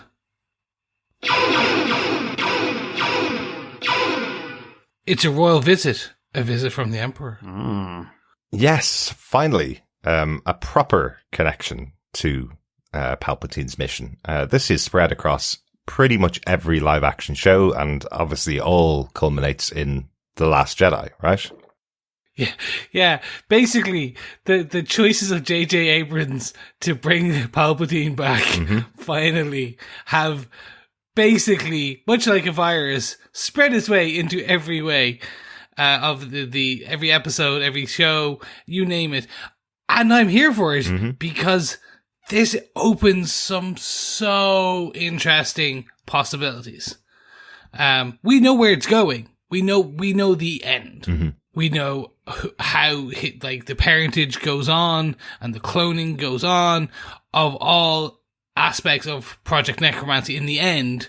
Now it's the fun part of, we've seen the beginning with the kind of clones, army and Nala Se, and we know the end point. Now it's, okay, we're going to get all these, mostly through this show, but through other bits as well. We are now seeing the rest of the picture, the middle, if you will. Because we've seen it in Obi-Wan, we've seen it in The Mandalorian, we've seen it in pretty much all the live action shows, this plan building out, and here we're seeing it, of course, in a show around the clones. You're going to see the starting of this project, I guess, that will eventually lead to multiple clones of the Emperor. And weirdly, this feels, certainly the clones, and the Bad Batch feels like the correct vehicle in which to expose it, because it's about cloning technology. So, I mean, that's deep in the lore of Star Wars, Clone Wars, even before, the 3 prequels and episode 2. It's there in the DNA of the original Star Wars. So there's a real, there's that link there to that DNA. And yet, yes, it's different, because it's actually trying to do with the cloning of highly force sensitive people in the terms of a Sith Lord, I'm guessing here, really. Don't know who the specimens are, whether it's his mother and father, or Rey is down there, as his sister.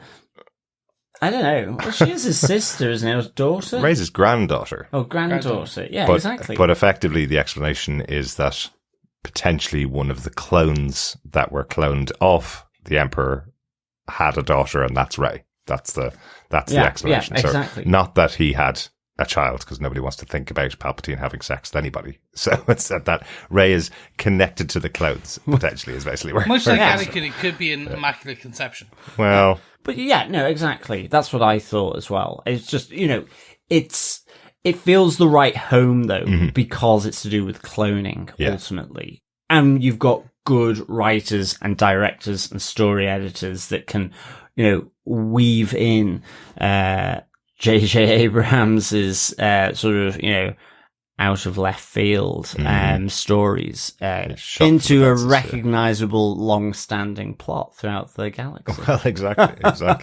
But, like it's been pretty clear that they've been trying to weave this in multiple ways over the years. That was the whole reason for Grogu in Mandalorian. That's why he was being chased, was because he could potentially be the missing key to unlocking this ability to create a clone that can be the receptacle for the Emperor when he dies. In Obi-Wan, we saw that they were already storing multiple Force users to experiment on them to see if they could provide the missing key. So we have all that, and here, most likely, we're seeing the first potentially Force user or a person with a high M count. Let's call it what it's saying in the show.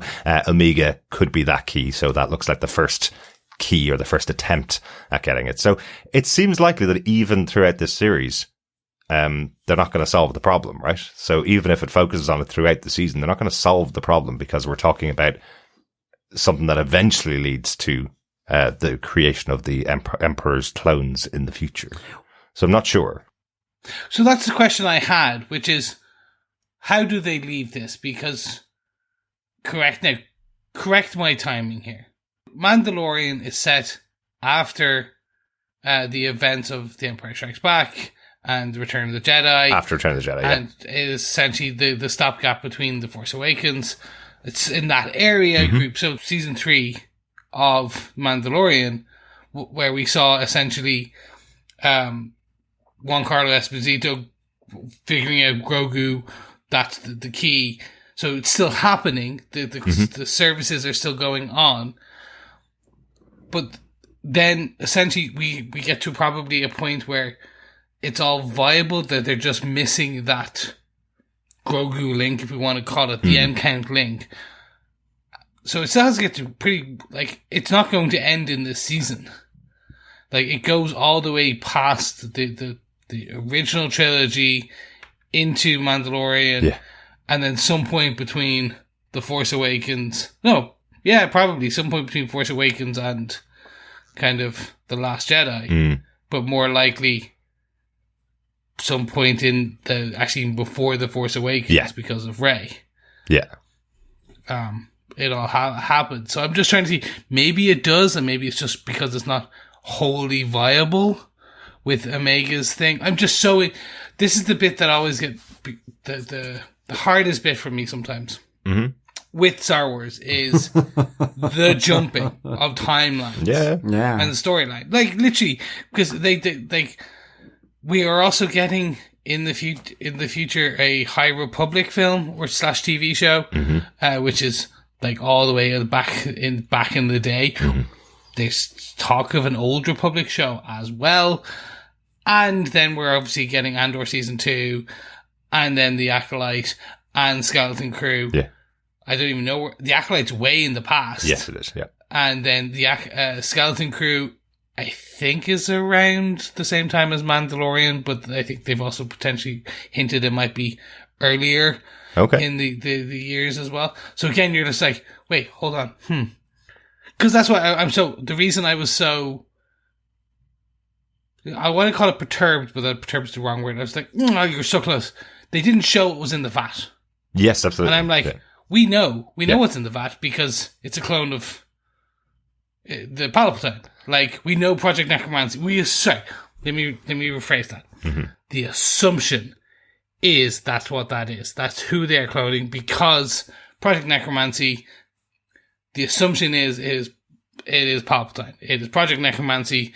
Necromancy is about the dead, Palpatine, and we've also all seen the end of the new trilogy. Yeah. That's a fair assumption. It's certainly the startings of it. I don't know whether they've been able to clone Palpatine or not, whether it's just a standard clone, and the clone obviously doesn't have the Force powers, which is what he wants to be able to continue his legacy. That's the big leap that they need to make. And it could be that he's trying to create multiple vessels that all have his Force powers, which is why he needs this high M count in each receptacle. That's why he's trying to gather together all of the dead Jedi, as we saw in Obi-Wan. That's why he's trying to gather Grogu, one of the last of the Jedi.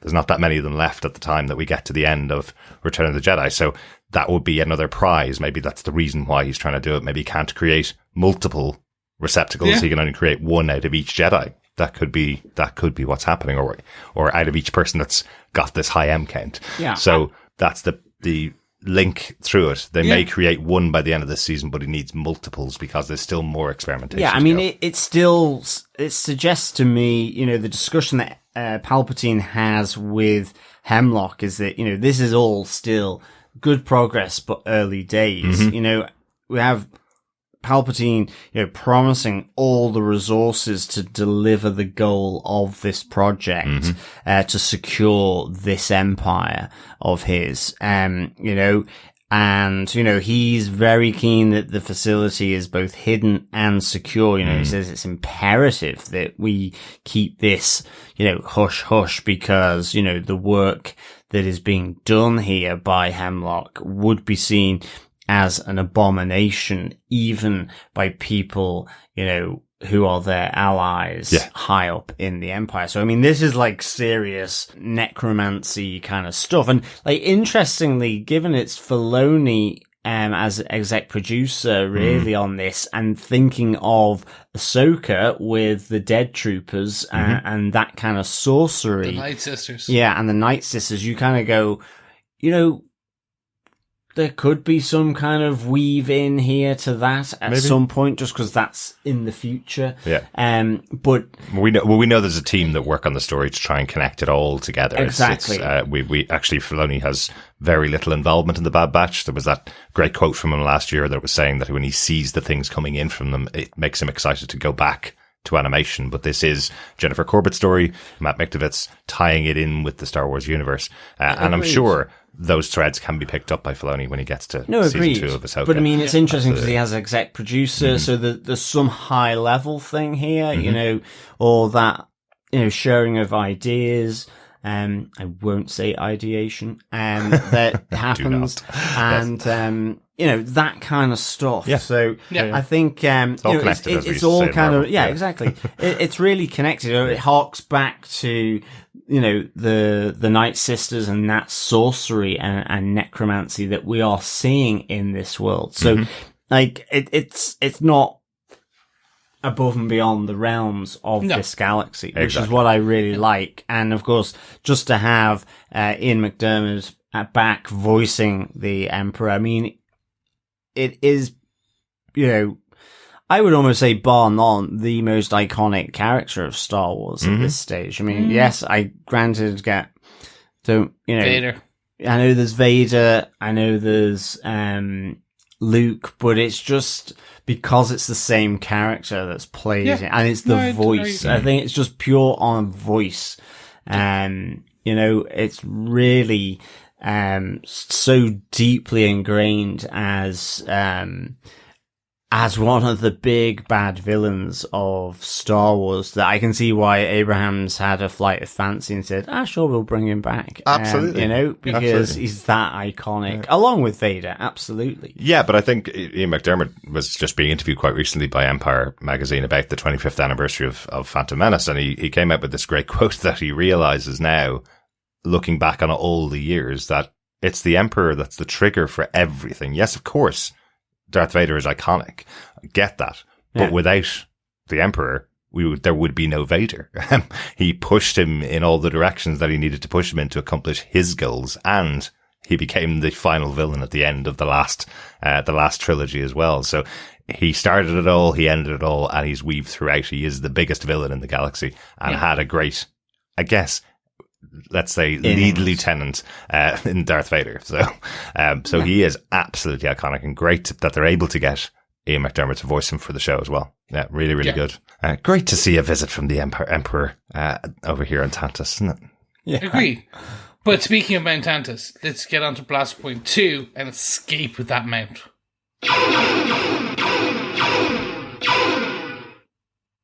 Yes. Let's get on and discuss the great escape of the one and only Omega, with a little help from Nalase. Yeah, absolutely. I actually quite like how this all starts off as though it's the day-to-day like we saw in episode 1, actually, of this season. Except, you know, Omega sees that there's more troops around, and she's told that there is, a special guest arriving. Yeah. So I kind of like that feel, to it. It's like the day starts off normal as usual, but I like as we move into this escape, I think in particular, I just love the fact that, Nala Se is prompting her to do it when there are so many more troops about, and you get that from Crosshair when Omega finally releases him from his cell and forces that cell break from him, and he's kind of like, you gave me no choice, and you're winging an escape here, which we probably shouldn't be doing, given that the Emperor's here. The entire station, station's on high alert. All the shuttles have been grounded, and that's what Nala Se said we should do, is escape by shuttle. Yeah. So I love the fact that it's all stacked against them. It's all been winged, really. And I kind of like that sort of, almost accidental nature of this escape. And because it is, yes, you can plan, but you have to then take that opportunity. And in some ways, Omega has planned in the sense she knows that she needs to escape, and she certainly wants to take Crosshair. Yes. She won't be without him. Yeah. It'd be interesting to know if she would have taken Nala Se, to be honest, given their relationship.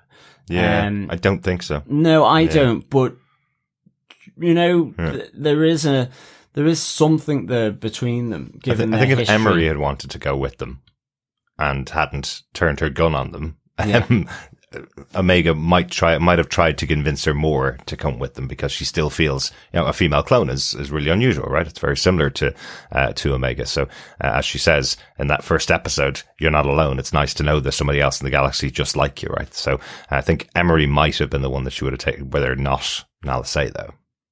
But maybe she tried to save everybody. She did say that she wanted all the clones freed from the facility, but at the very least, she's going to take Crosshair with her. Yeah, and she's had to adapt, because it is literally Nala Se saying, if they take your sample and analyze it, you're in danger. You need to get out of here. And it's as Nala Se is effectively being denied control of that batch of samples for today because of the Emperor arriving. So to your point, he's always been the thread that's kicked off everything. Yeah. In this case, Omega's need to get off Mount Tantiss sharpish. Yeah, absolutely. Absolutely. For me, this is pure Bad Batch. Yeah. This is and that's why I laugh when Crosshair goes, you don't even have a plan. And Omega goes, I'm kind of winging it and making it up as we go along. Yeah. That's what the Batch do. Exactly. They have a plan. The plan goes sideways. They have to complete the plan. Exactly. And we would even probably go back to the argument where Derek and I have, which is technically they don't even complete their jobs. The plans go sideways. They never complete their jobs. Oh, yeah. Technically, they're terrible mercenaries. Just looking at the pure numbers here. And that's what's happened with Omega. She's told to escape on the worst possible day, at the worst possible time, told to get a ship, can't get a ship, goes to another ship, that ship doesn't even fly, by pure chance, wings it and gets the other ship and then escapes, and actually only escapes because the ending, which is, oops, Hemlock goes, don't shoot them down. Yeah. Absolutely. Everything goes to side. And that's why this for me is pure Batch. Without a doubt. It is what this show is. It's skin your teeth, thinking, cuff your pants. Everything's fun. Absolutely. But I do totally put this on Nala Se. Oh, yeah. Again, she has one day where she's not in control of the blood and goes, oh, God, my plan's going to fall apart because somebody else was going to be in charge of these samples. You need to get out of here, Omega. Little girl, go run away on your own and get out of this massively protected facility. Maybe if you did this a week ago when there was a little less security around, all you needed to do was give her your data pad. Nala Se, that's all she needed to get out of the facility. Yeah. Done it a week ago under much less guarded facility. It would have been a lot easier for her to get away, right? I guess so. I guess it's the opportunity though, isn't it? Because they're all, you hear it with some of the stormtroopers walking through the facility. It's like, oh, I'm on a double shift. Hey, so it's also, it's a blessing and a curse in that they're more focused on the fact that there's this special guest. Maybe they're not being told. So gossip's going around. You know, it's almost like they're distracted by the additional work and security that they have to do. I'm just saying, you know, stormtroopers seem easily distracted, don't have a great shot. So it's kind of like, whilst the attention is focused on something, you know, they're doing guards of honor. Like, how many troops are out there as the shuttle arrives? So they're not at their stations. Yeah. So I think this is necessity rather than an actual plan, though. No, exactly. It might have worked out in their favor, but I think it was it wouldn't have been the choice of Nalisay. Take the rough and the smooth. Yeah. I'm not saying they had the plan. I'm just saying that it's the opportunity presents itself. I don't think it was an opportunity. I think they just had to do it, or else that's it for Omega. There's no choice here.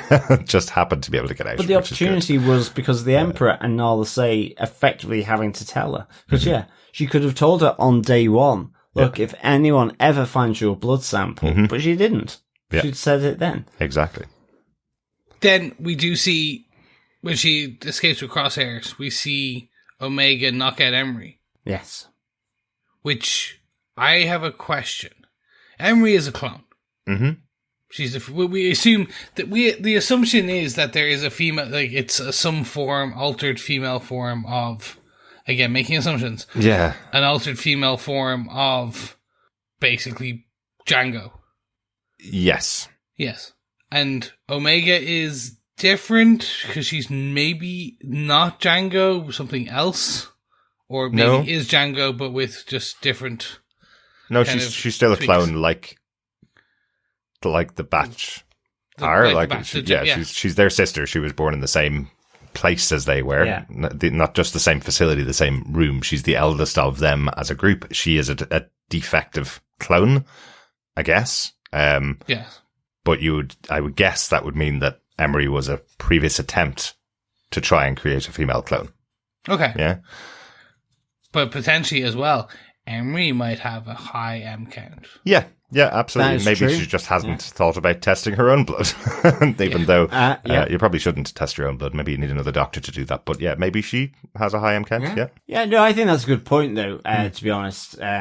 Because to me, Emery Carr is still a little bit sort of mysterious, really. Exactly. That's what I was trying to... And it's not entirely clear here, you know. So, like, she's looking out for the interests of Omega, yet, you know, she will try and stun her.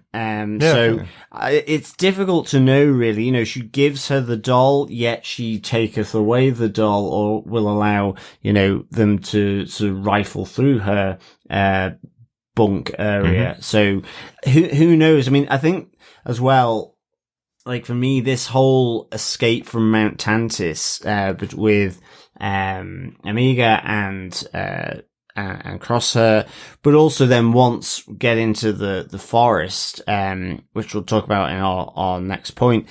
I just love the fact that they use Omega's sample almost like a ticking clock as it goes, cycles through the sampling machine. Yeah. And at various stages, it's just like, it goes dum.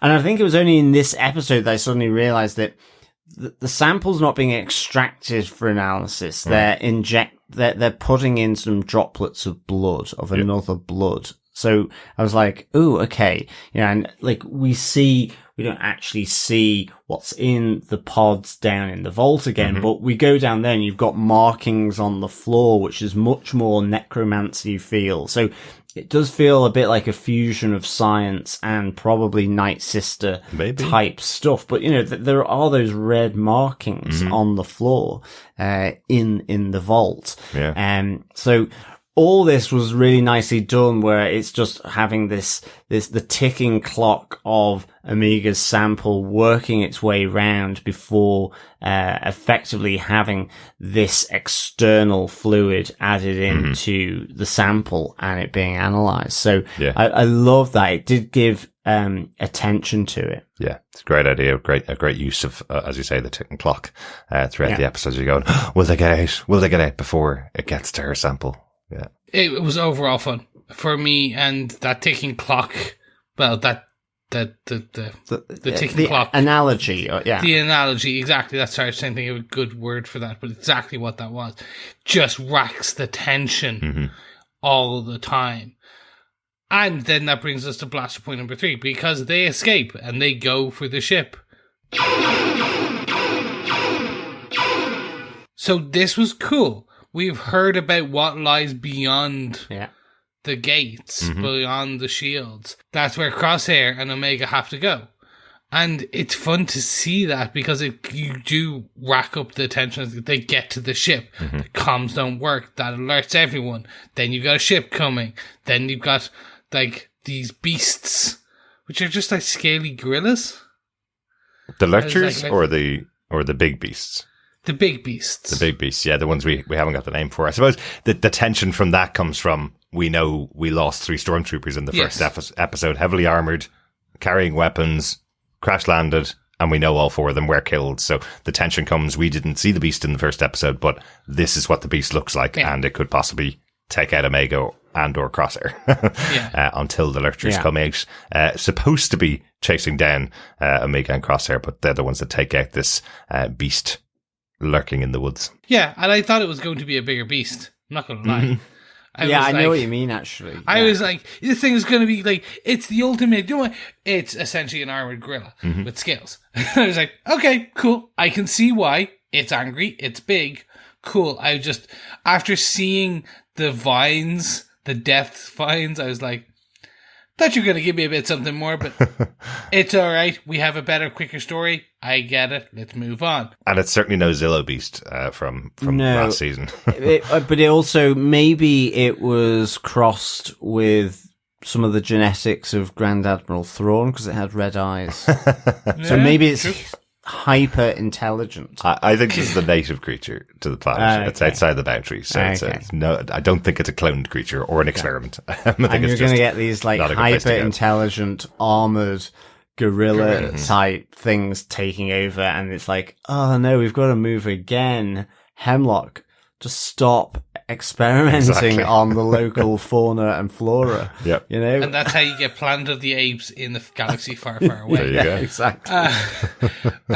But this is fun. This, again, this is the action scenes that you didn't get in the first episode, but you're getting to see Crosshair again. Yeah. Very much a different style of fighting than the rest of the batch, and a more darker style, if you will. Yeah. He's more calculating, cold. He's always been that way, and it seems that his months of imprisonment have only heightened the difference between him and the rest of the batchers. Yeah. We saw that towards the end of season 2 as well. Yeah. This is not your season 1 Crosshair. This is not your Clone Wars Crosshair. This is, like, theoretically, he should have a grizzly beard by this point, Crosshair. I mean, that's the thing. I think as well, it's just the relationship between Omega and Crosshair. It's just interesting, isn't it? Because he's kind of, it's like, it's almost like he can't be bothered, but he absolutely is bothered. You know, it's, in some respects, it's a front. And, you know, for Omega as well, even like with season 2, you know, he's always been important because he was a member of the Bad Batch, her team, their team. And so there's real closeness which exudes from Omega to him. And I think to some degree, you know, there's a little bit of a thought. Yes, he has that hard edge, but I think what's really interesting about this relationship is, you know, what's going to happen when Crosshair is reintroduced to the other 2 remaining members of the Bad Batch. Absolutely. Because it's a difficult relationship, and yet... Difficult, he's a murderer to them. Yeah. No, but, yeah, exactly. And yet Omega has reformed a relationship with him. So she will be quite decisive here, I think, or influential around how Crosshair is dealt with or brought back in or whatever, managed, you know, in that sense. So that's what's really interesting with this relationship, is that it is and has grown even in a distant way, whilst they've both been prisoners at Mount Tantiss. Yeah. You know? Yeah. So and that's part of one. Omega's character, is that she is looking for the good in people all the time and will always find the good in Crosshair as well. Exactly. So, but I really did like this escape. The arrival of Batcher, who Omega had tamed in the first episode, coming in to help save them from the attacking stormtroopers. One of the things I did really like about the movements of the fight as well is how Omega gets herself up onto the ship as the troopers are landing. It's almost like they're coming to the ground to find her and she's already jumping onto their ship to take it. I really liked that she wasn't on doing the ground battle. She left that to Batcher and to Crosshair while she went up and took the ship. I thought that was a really good little choice for her to do. And then, they are able to get away from the planet. They're able to leave the planet. And bring Batcher with them. Well, yes. But almost by accident, and again, not by accident, but they're effectively almost doomed. They're the fighters that have been sent from Mount Tantiss are locking on. It is the fact that Emery finds the blood sample, which has, glows a nice yellow, positive yellow, to say that this blood has got the right M count for the transfer of M counts and the compatibility. And so I think what I really liked here was just the fact that, the calculation that Hemlock makes in that just let them go, let them escape, because I have all the resources of the Empire at my disposal in order to track them down and get them back. We cannot, in the grand scheme of things, we cannot lose this now valuable commodity as he sees it. So he sees it as a commodity. So rather than, dropping the vase on the floor, it's like, right, we just, send everyone to catch it. And rather than let it smash and get destroyed. So I love that calculation that happens here, which allows them ultimately to escape, as he has to think of keeping her alive. Exactly. So I really like that. Really good. And that's where we end. That is the end of this opening trilogy of episodes. Gentlemen, any notes that we may have not discussed? I have two, actually, on this. Two, it's more sort of things I noticed. So, interestingly, as we start seeing Omega, right at the start of the episode, Omega going about her day-to-day, and we see Crosshair coming out of a turbo lift with a group of other clones, and the camera lingers on a clone or a guard that I don't think I've ever seen, because it looks like he had exposed shins. I know this is a really weird description. Wearing shorts. So wearing shorts, exactly. It looked like sort of, as I say, at the Andor beach party, and it's kind of like... Maybe he's about to be redeployed. But it's just the fact that it kind of lingered, and there was slightly ominous music on it. So I was like, who's the guard there? And he goes back into the turbo lift, and it felt really unusual because it felt significant. And yet it's the first time I've seen that guard. Yeah. There was, if they weren't significant, there was no other reason to linger on them. So it was just throwing that out there. Yeah. And the other thing that kind of I noticed more and more recently, and again, as whilst I was watching this, that Hemlock is holding a gloved hand. It's like it's almost like when Dumbledore has touched the Horcrux and his hand is poisoned or something. And I'm like, there's something around the experiments that he's doing with this Project Necromancer where it's starting to affect him, or he's being contaminated or whatever. And he's having to put a glove on his hand to hide the effects or whatever. But he's also holding it. And I just thought that was kind of interesting as well. Yeah, nice catch. I wonder what that might mean in the future of the season, It's definitely something. Yes. Yeah. That is something I noticed when watching and completely forgot to put in my notes. Mm-hmm. Good catch. Derek, anything from yourself? Just the only thing, just because we were talking about Emery being a potential other clone, we know she is, that she's a female clone. There's quite a few other female members of the team that are working there, the scientists that are working there, that we see in the background quite a lot. It's not just Emery, right? So are they, I presume they're all clones that are working on this project, because they all look quite similar. It's hard to tell with animation unless it's specifically being pointed out to you, but they all look quite similar. So I was just wondering if they're all cloned to do this job effectively. Maybe, yeah. Maybe Emery is the only second female one that we've been made officially called out. Yeah.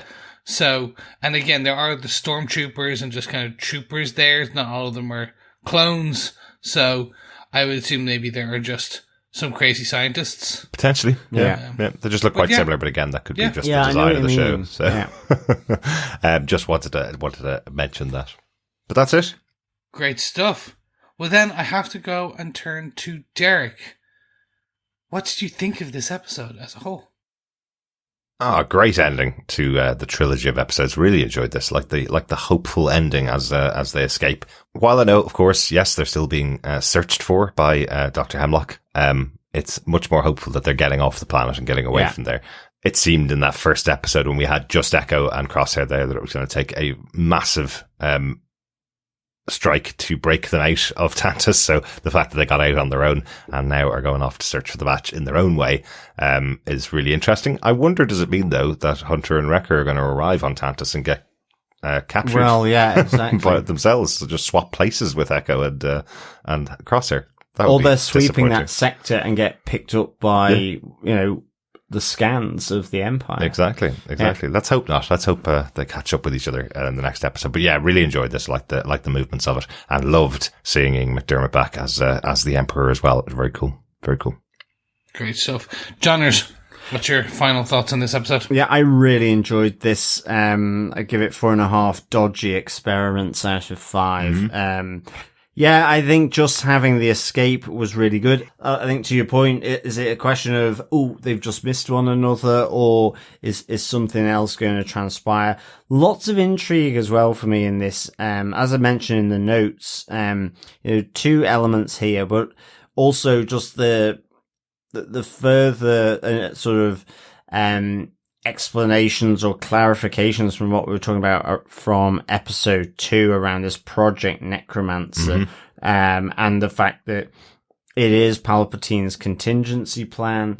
No matter how much he sort of wraps it up as being for the good of the Empire, I love the way he calls it this Empire. It's very specific. The word has meaning, which almost suggests this empire is my empire. Exactly. It's not about an empire and so on. So I kind of really like that. Love the escape. Love the different facets of it. I think overall for me, this is really, really good. I'm looking forward to the next episode.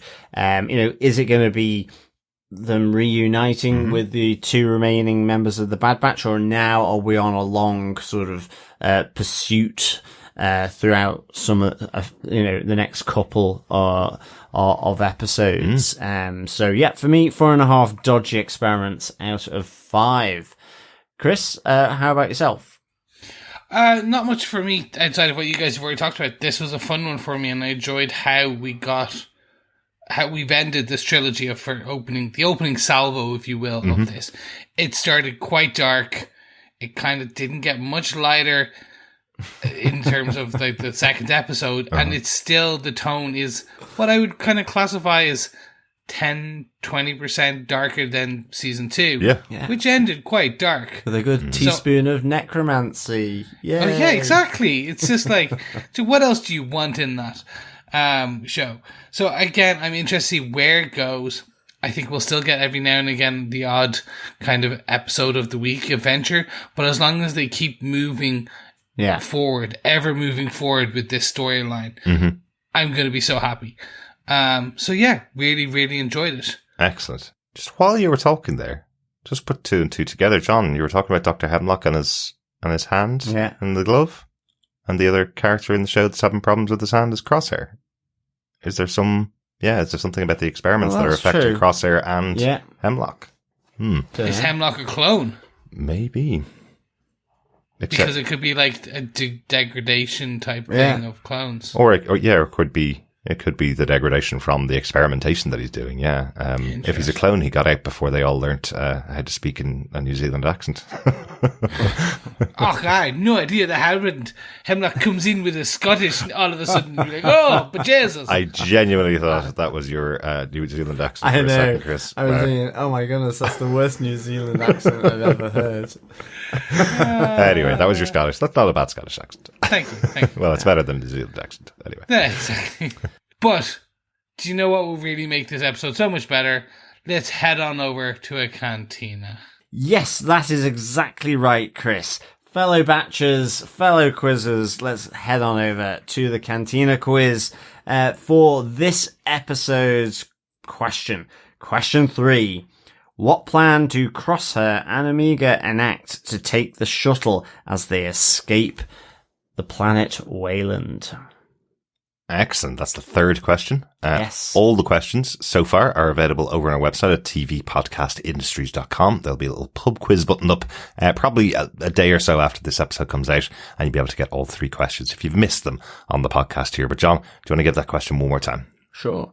What plan do Crosshair and Omega enact to take the shuttle as they escape the planet Wayland? Fantastic. Third question. Get all your answers together. Email us to feedback at tvpodcastindustries.com at the end of the season, and you could be in with the chance of getting some Bad Batch goodies. Excellent. Yes. That brings us to the end of our episode 1, 2, 3 discussion.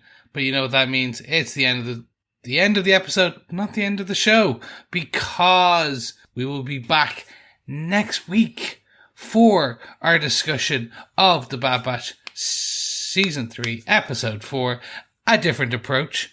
And we'll be back in your ear holes on February 29th. But until then, it's a goodbye from me. And it's also not the end of our 3 episode Wednesdays on the podcast, because it won't be the Bad Batch next week. We'll have our first 2 episodes of the epic Shogun, also available on Hulu or Disney Plus. Very different show. Maybe not the same audience, but hey, we like the Bad Batch. We like Shogun, so you might like it. Make sure to check it out on our main feed on tvpodcastindustries.com. Indeed. And if you have a bit of an adult flavour, don't forget, next month, Invincible returns. It does. On Prime. So, get used to it. You're going to be hearing a lot more from us. If you really, really like everything we do, great stuff.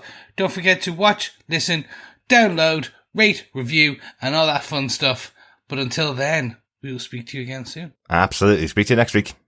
Yes. Thank you so much, fellow batchers, for joining us as always. Until next week, keep watching, keep listening, and of course, keep being bad, but not as bad as necromancy. Absolutely. Bye.